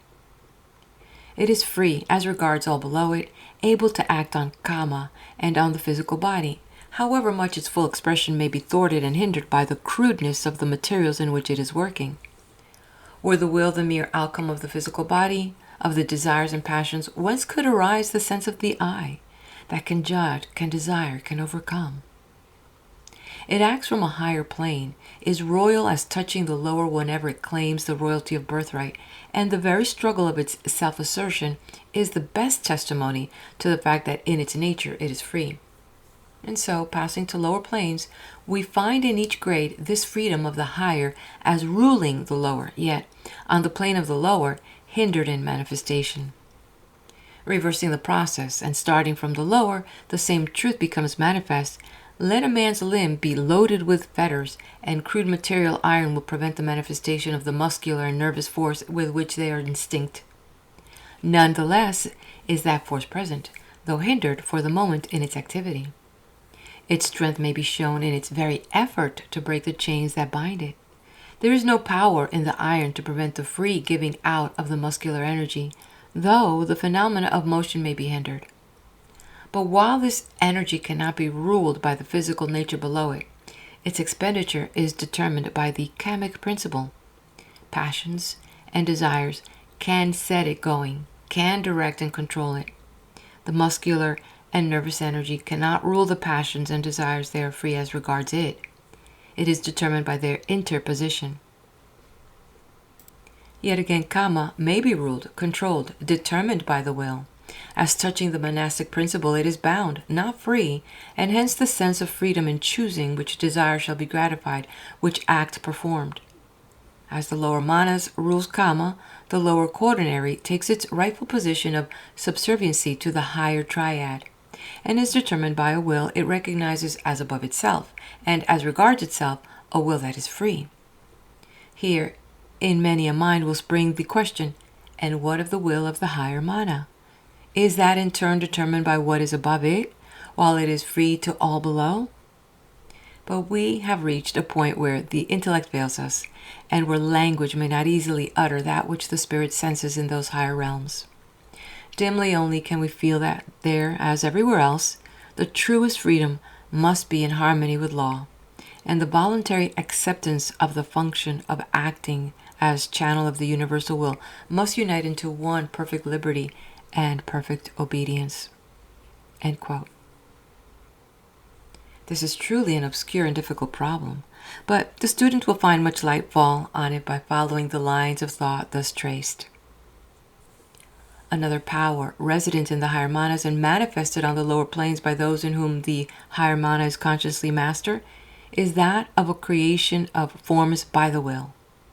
The secret doctrine says Kriya Shakti, the mysterious power of thought which enables it to produce external, perceptible, phenomenal results by its own inherent energy. The ancients held that any idea will manifest itself externally if one's attention is deeply concentrated upon it. Similarly, an intense volition will be followed by the desired results. Here's the secret of all true magic, and as the subject is an important one and as Western science is beginning to touch its fringe, a separate section is devoted to its consideration farther on, in order not to break the connected outline here given of the principles. Again, we have learned from H.P. Blavatsky that manas, or the higher ego, as part of the essence of the universal mind, is unconditionally omniscient on its own plane, when it has fully developed self-consciousness by its evolutionary experiences, and is the vehicle of all knowledge of the past and present and the future. When this immortal entity is able, through its ray, the lower manas, to impress the brain of a man, that man is one who manifests abnormal qualities, is a genius or a seer. The conditions of seership are thus laid down. The former, the visions of the true seer, can be obtained by one of two means. A. On the condition of paralyzing at will the memory and the instinctual independent action of all the material organs and even cells in the body of flesh, an act which, when once the light of the higher ego has consumed and subjected forever the passional nature of the personal lower ego, is easy but requires an adept. And B. Of being a reincarnation of one who, in a previous birth, had attained through extreme purity of life and efforts in the right direction almost to a yogi state of holiness and saintship.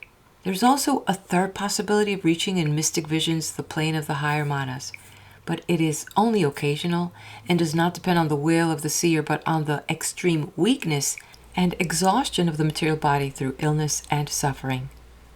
The seeress of Prevorst was an instance of the latter case, and Jacob Boehm of our secondary category. The reader will now be in a position to grasp the difference between the workings of the higher ego and of its ray. Genius, which sees instead of arguing, is of the higher ego. The true intuition is one of its faculties.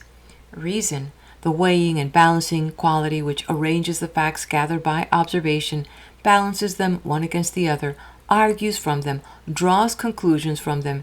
This is the exercise of the lower manas through the brain apparatus. Its instrument is ratiocination. By induction, it ascends from the known to the unknown, building up a hypothesis. By deduction, it descends again to the known, verifying its hypothesis by fresh experiment. Intuition, as we see it by its derivation, is simply insight, a process as direct and swift as bodily vision. It is the exercise of the eyes of the intelligence, the unerring recognition of a truth presented on the mental plane. It sees with certainty, its vision is unclouded, its report unfaltering. No proof can add to the certitude of its recognition, for it is beyond and above the reason. Often, our instincts, blinded and confused by passions and desires, are miscalled intuitions, and a mere kamic impulse is accepted as the sublime voice of the higher manas. Careful and prolonged self-training is necessary ere that voice can be recognized with certainty, but of one thing we may feel very sure. So long as we are in the vortex of the personality, so long as the storms of desires and appetites howl around us, so long as the waves of emotion toss us to and fro, so long the voice of the higher manas cannot reach our ears. Not in the fire or the whirlwind, not in the thunderclap or the storm, comes the mandate of the higher ego. Only when there has fallen the stillness of a silence that can be felt, only when the very air is motionless and the calm is profound, only when the man wraps his face in a mantle which closes his ears even to the silence that is of earth, then only sounds the voice that is stiller than the silence, the voice of his true self. On this, H.P. Blavatsky has written in Isis Unveiled, allied to the physical half of man's nature is reason, which enables him to maintain his supremacy over the lower animals and to subjugate nature to his uses. Allied to his spiritual part is his conscience, which will serve as his unerring guide through the bestiment of the senses. For conscience is that instantaneous perception between right and wrong, which can only be exercised by the spirit, which, being a portion of the divine wisdom and purity, is absolute pure and wise. Its promptings are independent of reason, and it can only manifest itself clearly when unhampered by the baser attractions of our dual nature. Reason being a faculty of our physical brain, one which is justly defined as that of deducing inferences from premises, and being wholly dependent of the evidence of other senses, cannot be a quality pertaining directly to our divine spirit. The latter knows, hence all reasoning, which implies discussion and argument, would be useless. So, an entity which, if it must be considered as a direct emanation from the eternal spirit of wisdom, has to be viewed as possessed of the same attributes as the essence or the whole of which it is part. Therefore, it is with a certain degree of logic that the ancient theurgists maintained that the rational part of man's soul, spirit, never entered wholly into the man's body, but only overshadowed him more or less through the irrational or astral soul, which serves as an intermediatory agent or a medium between spirit and body. The man who has conquered matter sufficiently to receive the direct light from his shining ogoides feels truth intuitionally. He could not err in his judgment, notwithstanding all the sophisms suggested by cold reason, for he is illuminated. Hence, prophecy, vaticination, and the so-called divine inspiration are simply the effects of this illumination from above by our own immortal spirit. This ogoides, according to the belief of the Neoplatonists, as according to the theosophical teachings, sheds more or less its radiance on the inner man, the astral soul. In the now accepted terminology, on the common monastic personality or lower ego. In reading Isis Unveiled, the student has to bear in mind the fact that when the book was written, the terminology was by no means even as fixed as it is now. In Isis Unveiled is the first modern attempt to translate into Western language the complicated Eastern ideas, and further experience has shown that many of the terms used to cover 2 or 3 conceptions may with advantage be restricted to one and thus rendered precise. Thus, the astral soul must be understood in the sense given above. Only as this lower ego becomes pure from all breath of passion, as the lower manas frees itself from kama, can the shining one impress it. H.P. Blavatsky tells us how initiates meet this higher ego face to face. Having spoken of the Trinity in man, ATMA-BUDDHI manas, she goes on, it is with this Trinity, in anticipation of the final triumphant reunion beyond the gates of corporeal death, became for a few seconds a unity that the candidate is allowed at the moment of initiation to behold his future self.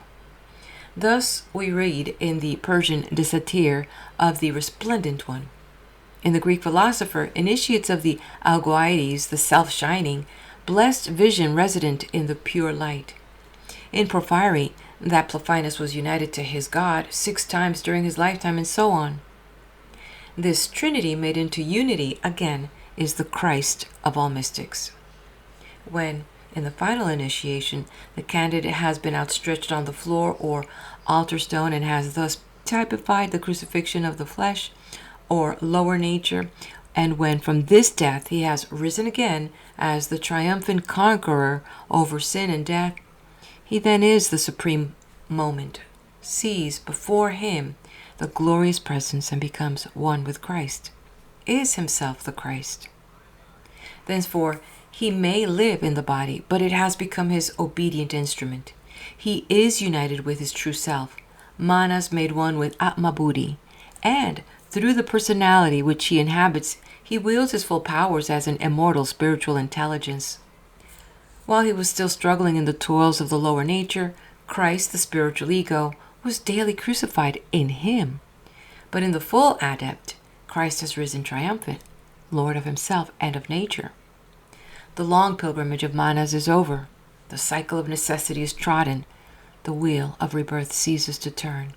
The Son of Man has been made perfect by suffering. So long as this point has not been reached, the Christ is the object of aspiration. The ray is ever struggling to return to its source, the lower manas ever aspiring to re-become one with the higher. While this duality persists, the continual yearning towards reunion felt by the noblest and purest natures is one of the most salient facts of the inner life. And it is this which clothes itself as prayer, as inspiration, as seeking after God, as the longing for union with the divine. My soul is athirst for God, for the living God, cries the eager Christian. And to tell him that this intense longing is a fancy and is futile is to make him turn aside from you as one who cannot understand, but whose insensibility does not alter the fact. The occultist recognizes in this cry the inextinguishable impulse upwards of the lower self to the higher, from which it is separated, but the attraction of which it vividly feels. Whether the person prayed to the Buddha, to Vishnu, to Christ, to the Virgin, to the Father, it matters not at all. These are questions of mere dialect, not of essential fact. In all the manas united to ATMA-BUDDHI is the real object, veiled under what name the changing time or race may give. At once the ideal humanity and the personal God, the God-man, found in all religions, God incarnate, the Word made flesh, the Christ who must be reborn in each, with whom the believer must be made one. And this leads us to the last planes which we are concerned, the planes of spirit, using that much abused word merely as the opposite pole to matter. Here, only very general ideas can be grasped by us, but it is necessary nonetheless to try to grasp these ideas if we are to complete, however poorly, our conception of man. End of principle. Principles 6 and 7. ATMA-BUDDHI, the Spirit. As the completion of the thought of the last section, we will look at ATMA-BUDDHI first in its connection with manas, and will then proceed to a somewhat more general view of it as the monad. The clearest and best description of the human trinity, ATMA-BUDDHI manas, will be found in the Key to Theosophy, in which H.P. Blavatsky gives the following definitions. The higher self is Atma, the inseparable ray of the universal and one self. It is the God above, more than within us. Happy the man who succeeds in saturating his inner ego with it. The spiritual divine ego is the spiritual soul or buddhi, in close union with manas, the mind principle, without which it is no ego at all, but only the atmic vehicle. The inner or higher ego is manas, the fifth principle so-called, independently of buddhi. The mind principle is only the spiritual ego when merged into one with buddhi. It is the permanent individuality or the reincarnating ego. Atma must then be regarded as the most abstract part of man's nature, the breath, which needs a body for its manifestation.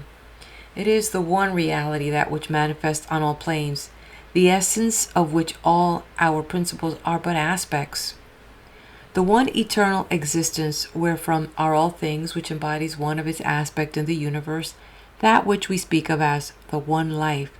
This eternal existence raised forth as Atma, the very self alike of the universe and of man. Their innermost core, their very heart, that in which all things inhere. In itself incapable of direct manifestation on lower planes, yet that without which no lower planes could come into existence. It clothes itself in buddhi as its vehicle or medium of further manifestation. Buddhi is the faculty of cognizing, the channel through which divine knowledge reaches the ego, the discernment of good and evil, also divine conscience, and the spiritual soul, which is the vehicle of Atma. It is often spoken of as the principle of spiritual discernment. But ATMA-BUDDHI, a universal principle, needs individualizing ere experience can be gathered and self-consciousness attained. So the mind principle is united to ATMA-BUDDHI, and the human trinity is complete. Manas becomes the spiritual ego only when merged in buddhi. Buddhi becomes the spiritual ego only when united to manas. In the union of the two lies the evolution of the spirit, self-consciousness on all planes.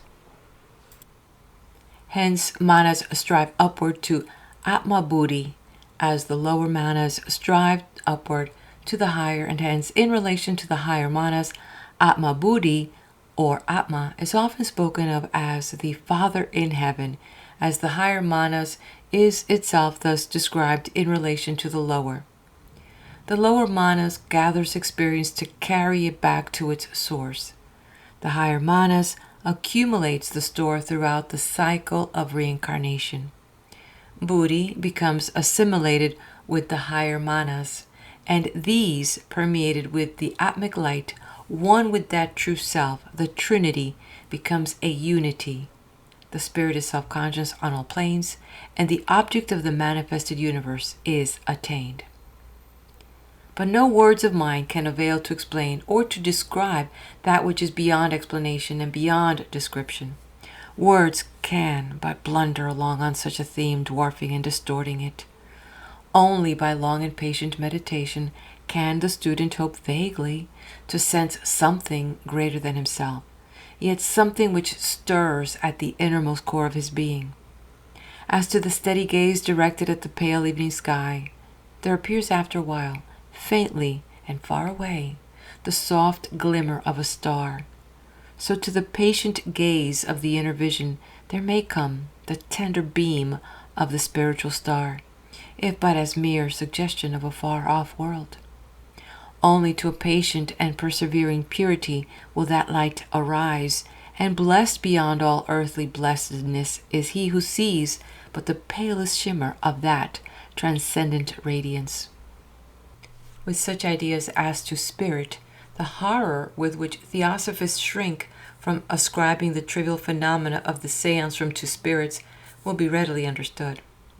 Playing on musical boxes, talking through trumpets, tapping people on the head, carrying accordions around the room, these things may be all very well for astral spooks and elementals, but who can assign them to spirits who has any conception of spirit worthy of the name? Such vulgarization and degradation of the most sublime conceptions as yet evolved by man are surely subjects for the keenest regret, and it may well be hoped that ere long these phenomena will be put in their true place as evidence that the materialist view of the universe are inadequate, instead of being exalted to a place they cannot fill as proofs of spirit. no physical, no intellectual phenomena are proofs of the existence of spirit. Only to the spirit can spirit be demonstrated. You cannot prove a proposition in Euclid to a dog. You cannot prove ATMA-BUDDHI to Kama and the lower manas. As we climb, our view will widen, and when we stand on the summit of the holy mount, the plains of spirit shall lie before our opened vision. End of principle.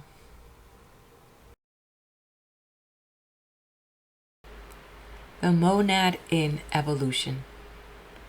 Perhaps a slightly more definite conception of ATMA-BUDDHI may be obtained by the student if he considers its work in evolution as the monad.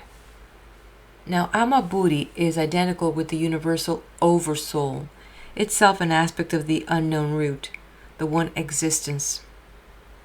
When manifestation begins, the monad is thrown downwards into matter to propel forwards and force evolution. It is the mainspring, so to speak, of all evolution, the impelling force of the root of all things. All the principles we have been studying are mere variously differentiated aspects of Atma, the one reality manifesting in our universe. It is in every atom, the root of every atom individually and of every form collectively, and all the principles are fundamentally Atma on different planes. The stages of its evolution are very clearly laid down in 5 Years of Theosophy, page 273. There we are shown how it passes through the stages termed elemental, nascent centers of forces, and reaches the mineral stage. From this it passes up through the vegetable, animal, to man, vivifying every form. As we are taught in the Secret Doctrine, the well-known Kabbalistic aphorism runs, a stone becomes a plant, a beast, the beast a man, a spirit, and the spirit a god. The spark animates all the kingdom in turn before it enters into and informs divine man, between whom and his predecessor, animal man, there is all the difference in the world. The monad is, first of all, shot down by the law of evolution into the lowest form of matter, the mineral. After a sevenfold gyration encased in the stone, or that which will become mineral and stone in the 4th round, it creeps out of it, say as a lichen, passing thence through all the forms of vegetation matter into what is termed animal matter. It has now reached the point in which it has become the germ, so to speak, of the animal that will become the physical man.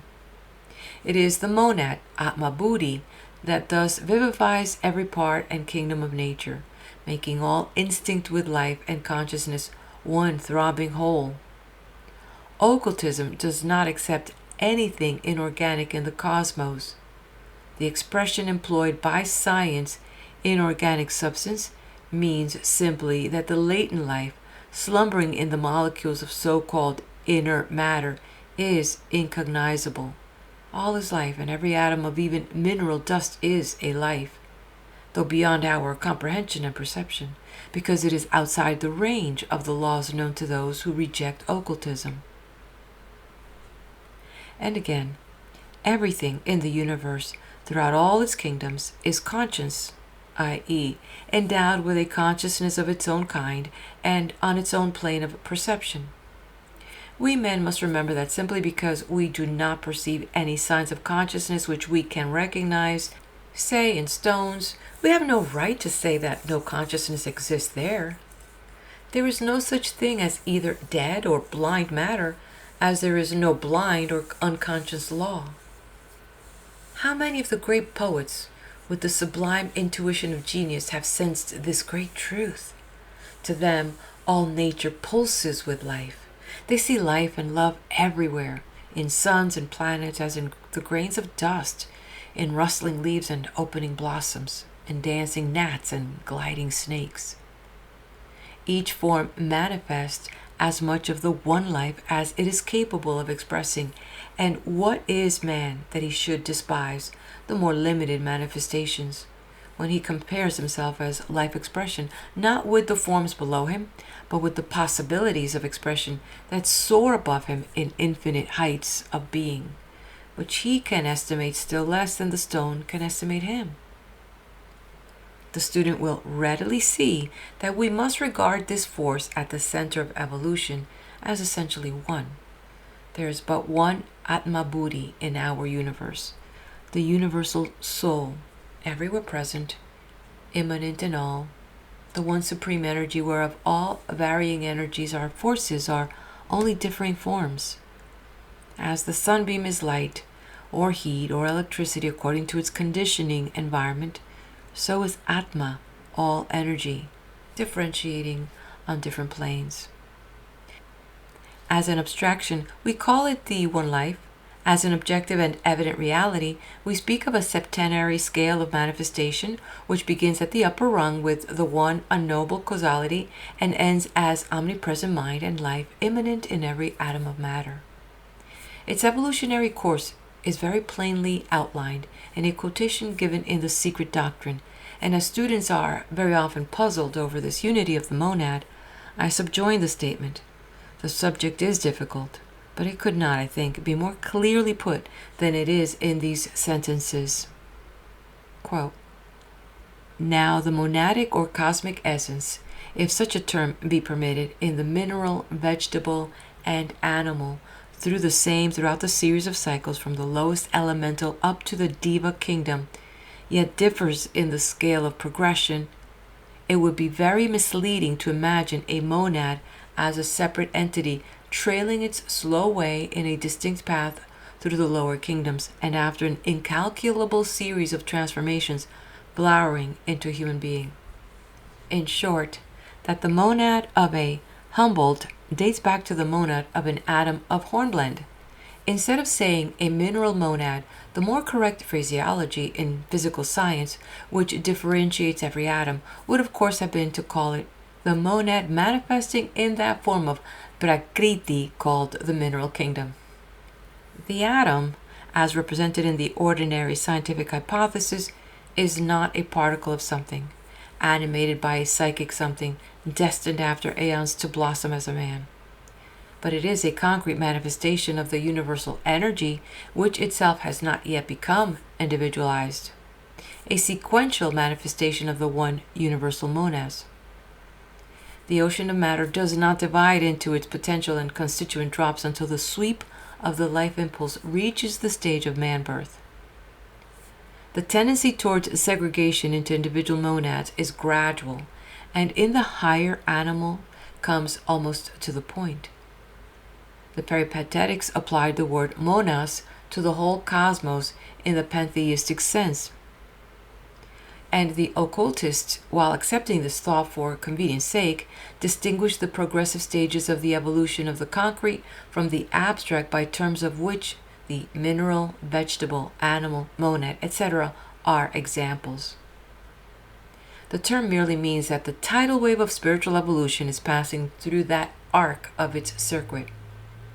The monadic essence begins imperfectly to differentiate towards individual consciousness in the vegetable kingdom.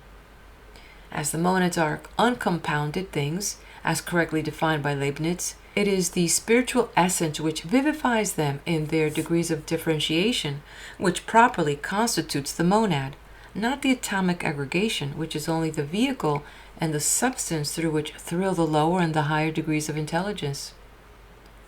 The student who reads and weighs this passage will, at the cost of a little present trouble, save himself from much confusion in days to come. Let him first realize clearly that the monad, the spiritual essence, to which alone in strict accuracy the term monad should be applied, is one all the universe over, that ATMA-BUDDHI is not his nor mine, nor the property of anybody in particular, but the spiritual essence energizing in all. So is electricity one all the world over.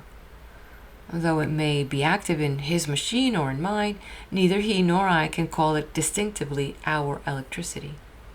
But, and here arises the confusion, when ATMA-BUDDHI energizes in man, in whom manas is active as an individualizing force, it is often spoken as though the atomic aggregation were a separate monad, and then we have monads, as in the above passage.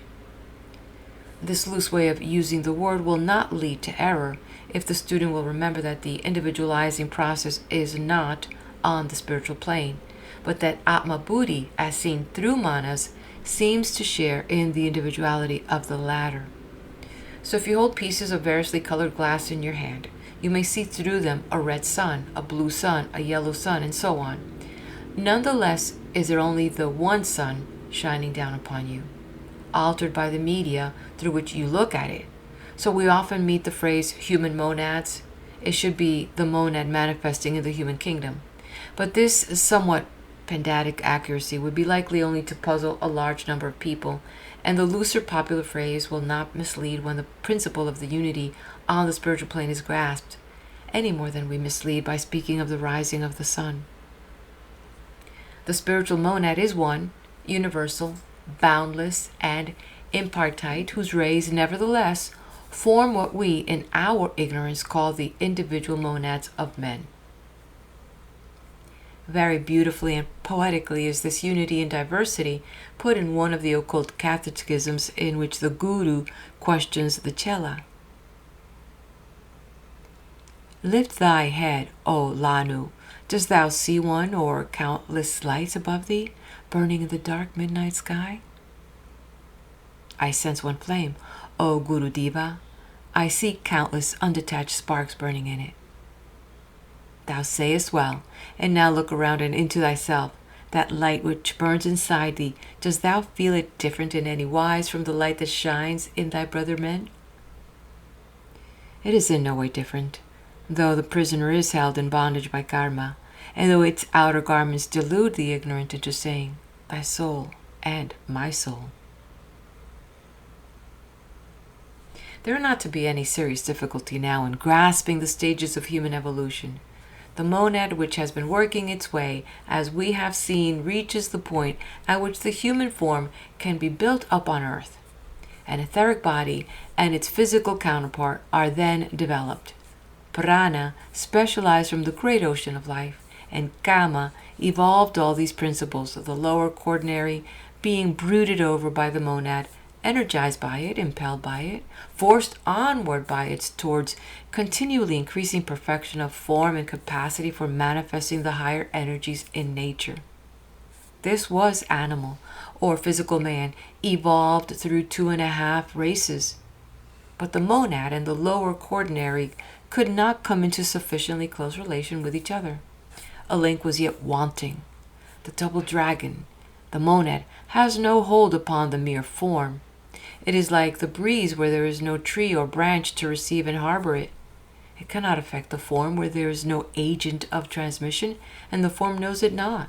Then, at the middle point just reached, in the middle, that is, of the third race, the lower Manasaputra stepped in to inhabit the dwellings thus prepared for them, and to form the bridge between animal man and the spirit, between the evolved quaternary and the brooding Atma-Buddhi, to begin the long cycle of reincarnation which is to issue in the perfect man.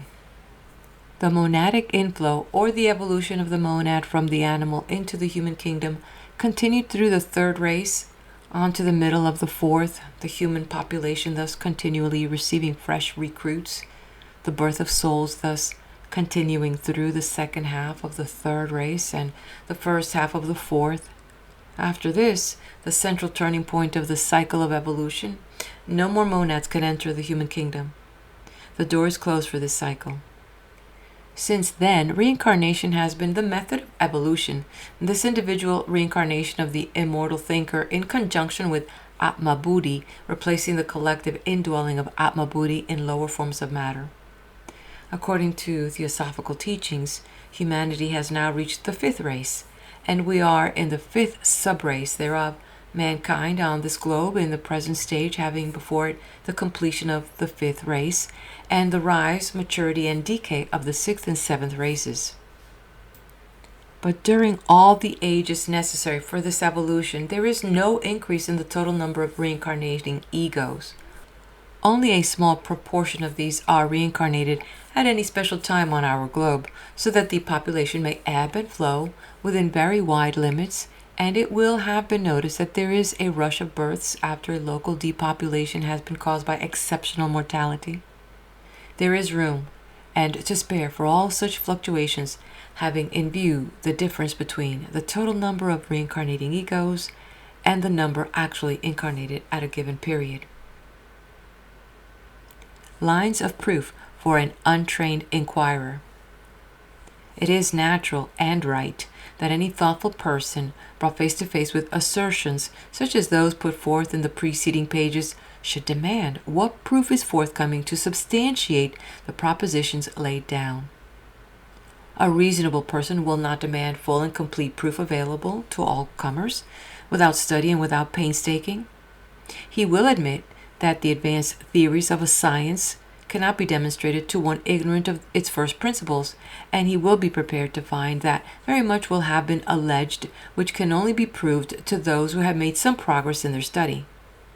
An essay on the higher mathematics, on the correlation of forces, on the atomic theory, on the molecular constitution of chemical compounds would contain many statements, the proofs of which would only be available for those who have devoted time and thought to the study of the elements of the science concerned. And so, an unprejudiced person, confronted with the theosophical view of the constitution of man, would readily admit that he could not expect complete demonstration until he had mastered the elements of theosophical science. Nonetheless, are there general proofs available in every science which suffice to justify its existence and to encourage study of its more recondite truths? And in theosophy, it is possible to indicate lines of proof which can be followed by the untrained inquirer and which justify him in devoting time and pains to a study which gives promise of a wider and deeper knowledge of himself and of external nature than is otherwise attainable. It is well to say at the outset that there is no proof available to the average inquirer of the existence of the three higher planes of which we have spoken. The realms of the spirit and of the higher mind are closed to all save those who have evolved the faculties necessary for their investigation. Those who have evolved these faculties need no proof of the existence of those realms. To those who have not, no proof of their existence can be given. That there is something above the astral and the lower levels of the mental plane may indeed be proved by the flashes of genius, the lofty intuitions that from time to time lighten the darkness of our lower world. But what that something is, only those can say whose inner eyes have been opened, who see where the race as a whole is still blind. But the lower planes are susceptible of proof, and fresh proofs are accumulating day by day. The masters of wisdom are using the investigators and thinkers of the Western world to move discoveries which tend to substantiate the outpost of the theosophical position, and the lines which they are following are exactly those which are needed for the finding of natural laws which will justify the assertions of theosophists with regard to the elementary powers and phenomena to which such exaggerated importance has been given. If it is found that we have undeniable facts which establish the existence of planes other than the physical on which consciousness can work, which establish the existence of senses and of powers of perception other than those with which we are familiar in daily life, which establish the existence of powers of communication between intelligences without the use of mechanical apparatus, surely, under these circumstances, the theosophist may claim that he has made out a prima facie case for further investigation of his doctrines. Let us then confine ourselves to the lower planes of which we have spoken in the preceding pages, and the four lower principles in man which are correlated with these planes. Of these four, we may dismiss one, that of prana, as none will challenge the fact of the existence of the energy we call life. The need of isolating it for purposes of study may be challenged, and in very truth the plane of prana, or the principle of prana, runs through all other planes, all other principles, interpenetrating all and binding all in one. There remain for our study the physical plane, the astral plane, the lower levels of the monastic plane. Can we substantiate these by proofs which will be accepted by those who are not yet theosophists? I think we can. First, as regards the physical plane, We need here to notice how the senses of man are correlated with the physical universe outside him, and how his knowledge of that universe is bounded by the power of his organs and sense to vibrate in response to vibrations set up outside him. We can hear when the air is thrown into vibration, into which the drum of his ear can also be thrown. If the vibration be so slow that the drum cannot vibrate in answer, the person does not hear any sound. If the vibration be so rapid that the drum cannot vibrate in answer, the person does not hear any sound. So true is this, that the limit of hearing in different persons varies with this power of vibration of the drums of their respective ears. One person is plunged in silence, while another is deafened by the keen shrilling that is throwing into tumult the air around both. The same principle holds good of sight. We see so long as the light waves are of a length to which our organs of sight can respond. Below and beyond this length, we are in darkness. Let ether vibrate as it may. The ant can see where we are blind because its eye can receive and respond to etheric vibrations more rapid than we can sense. All this suggests to any thoughtful person the idea that if our senses could be evolved to more responsiveness, new avenues of knowledge would be opened up even on the physical plane. This realized, it is not difficult to go a step farther and to conceive that keener and subtle senses might exist which would open up, as it were, a new universe on a plane other than the physical. Now this conception is true, and with the evolution of the astral senses, the astral plane unfolds itself and may be studied as really as scientifically as the physical universe can be. These astral senses exist in all men, but are latent in most, and generally need to be artificially forced if they are to be used in the present stage of evolution. In a few persons they are normally present and become active without any artificial impulse. In very many persons they can be artificially awakened and developed. The condition in all cases of the activity of the astral senses is the passivity of the physical, and the more complete the passivity on the physical plane, the greater the possibility of activity on the astral.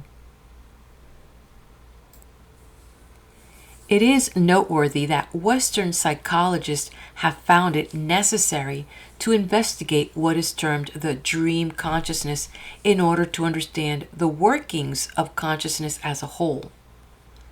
It is impossible to ignore the strange phenomena which characterize the workings of consciousness when it is removed from the limitations of the physical plane, and some of the most able and advanced of our psychologists do not think these workings to be in any way unworthy of the most careful and scientific investigation.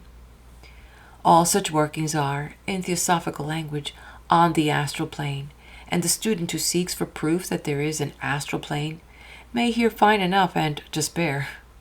He will speedily discover that the laws under which consciousness works on the physical plane have no existence on the astral, e.g., the laws of space and time, which are here in very conditions of thought, do not exist for consciousness when its activity is transferred to the astral world. Mozart hears a whole symphony as a single impression, as in a fine and strong dream. Reference from Philosophy of Mysticism, Duprel, Volume 1, page 106. But has to work it out in successive details when he brings it back with him to the physical plane. The dream of a moment contains a mass of events that would take years to pass in succession in our world of space and time. The drowning man sees his life history in a few seconds, but it is needless to multiply instances. The astral plane may be reached in sleep or in trance, natural or induced, i.e., in any case in which the body is reduced to a condition of lethargy. It is in trance that it can best be studied, and here our inquirer will soon find proof that consciousness can work apart from the physical organism, unfettered by the laws that bind it while it works on the physical plane. Clairvoyance and clairaudience are among the most interesting of the phenomena that there here lie open for investigation. It is not necessary here to give a large number of cases of clairvoyance, for I am supposing that the inquirer intends to study for himself. But I may mention the case of Jane Ryder, observed by Dr. Belden, her medical attendant, a girl who could read and write with her eyes carefully covered with wads of cotton wool, coming down to the middle of the cheek. Isis Revelata, Volume 1, page 37. Of a clairvoyant observed by Schelling, who announced the death of a relative at a distance of 150 leagues, and stated that the letter containing the news of the death was on its way. Of Madame Lagendre, who diagnosed the internal state of her mother, giving a description that was proved to be correct by the post-mortem examination. Reference Somnambulism and Psychism, Dr. Haddock, page 54 and 56. Of Emma, Dr. Haddock's somnambule, who constantly diagnosed diseases for him. Speaking generally, the clairvoyant can see and describe events which are taking place at a distance or under circumstances that render physical sight impossible. How is this done? The facts are beyond dispute. They require explanation. We say that consciousness can work through senses other than the physical, senses unfettered by the limitations of space which exist for our bodily senses and cannot by them be transcended.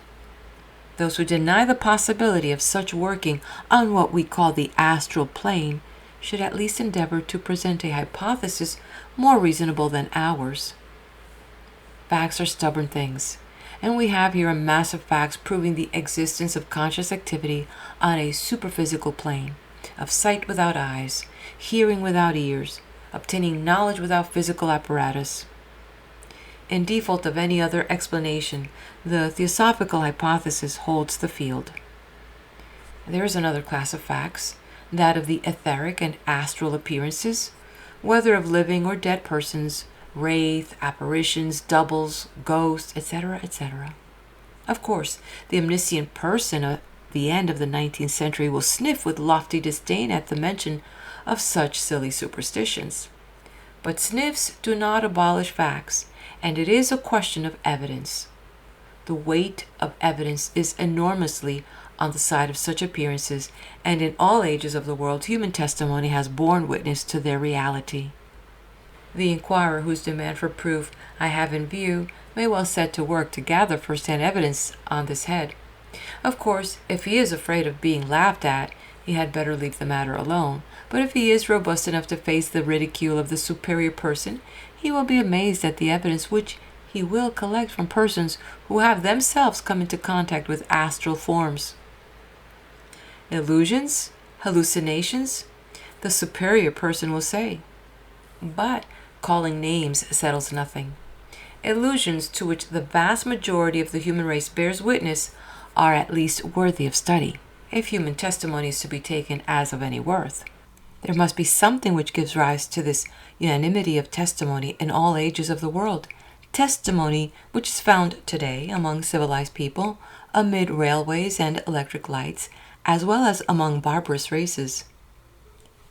The testimony of millions of spiritualists to the reality of etheric and astral forms cannot be left out of consideration.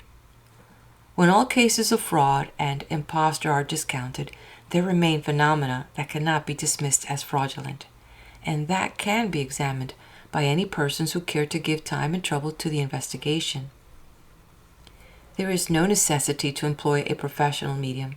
A few friends, well known to each other, can carry on their search together, and it is not too much to say that any half-dozen persons with a little patience and perseverance may convince themselves of the existence of forces and of intelligences other than those of the physical plane. There is danger in this research to any emotional, nervous, and easily influenced natures, and it is well not to carry the investigations too far, for the reasons given on previous pages. But there is no readier way of breaking down the unbelief in the existence of anything outside the physical plane than trying a few experiments, and it is worthwhile to run some risk in order to effect this breaking down. These are but hints as to lines that the inquirer may follow, so as to convince himself that there is a state of consciousness such as we label astral. When he has collected evidence enough to make such a state probable to him, it will be time for him to be put in the way of serious study. For real investigation of the astral plane, the student must develop in himself the necessary senses, and to make his knowledge available while he is in the body, he must learn to transfer his consciousness to the astral plane without losing grip of the physical organism, so that he may impress on the physical brain the knowledge acquired during his astral voyagings. But for this he will need to be not a mere inquirer, but a student, and he will require the aid and guidance of a teacher. As to the finding of that teacher, when the pupil is ready, the teacher is always there. Further proofs of the existence of the astral plane are at the present time most easily found in the study of the mesmeric and hypnotic phenomena. And here, ere passing to these, I am bound to put in a word of warning. The use of mesmerism and hypnotism is surrounded by danger. The publicity which attends on all scientific discoveries in the West has scattered broadcast knowledge which places within the reach of the criminally disposed powers of the most terrible character, which may be used for the most damnable purposes. No good man or woman will use these powers if he finds that he possesses them, save when he utilizes them purely for human service without personal end in view, and when he is very sure that he is not by their means usurping control over the will and the actions of another human being. Unhappily, the use of these forces is as open to the bad as to the good, and they may be, and are being, used to most nefarious ends. In view of these new dangers menacing individuals and society, each will do well to strengthen the habits of self-control and of concentration of thought and will, so as to encourage the positive mental attitude as opposed to the negative, and thus to oppose a sustained resistance to all influences coming from without. Our loose habits of thought, our lack of distinct and conscious purpose, lay us open to the attacks of the evil-minded hypnotizer, and that this is a real, not a fancied, danger has been already proved by cases that have brought the victims within the grasp of criminal law. It may be hoped that, ere long, such hypnotic malpractices may be brought within the criminal code. While thus in the attitude of caution and of self-defense, we may yet wisely study the experiments made public to the world in our search for preliminary proofs of the existence of the astral plane. For here Western science is on the very verge of discovering some of those powers of which theosophists have said so much, and we have the right to use in justification of our teachings all the facts with which the science may supply us. Now, one of the most important classes of these facts is that of thoughts rendered visible as forms. A hypnotized person, after being awakened from trance and being apparently in normal possession of his senses, can be made to see any form conceived by the hypnotizer. No word need be spoken, no touch given. It suffices that the hypnotizer should clearly image to himself some idea, and that idea becomes a visible and tangible object to the person under his control. This experiment may be tried in various ways. While the patient is in trance, suggestion may be used. That is, the operator may tell him that a bird is on his knee, and on awakening from the trance he will see the bird and will stroke it. The reference here is from Études cliniques sur la grande hystérie, Ricker, page 645. Or that he has a lampshade between his hands, and on awakening he will press his hands against it, feeling resistance in the empty air. Reference Animal Magnetism, translated from Binet and Ferret, page 213. Scores of these experiments may be read in Ricker or in Binet and Ferret. Similar results may be effected without suggestion by pure concentration of the thought.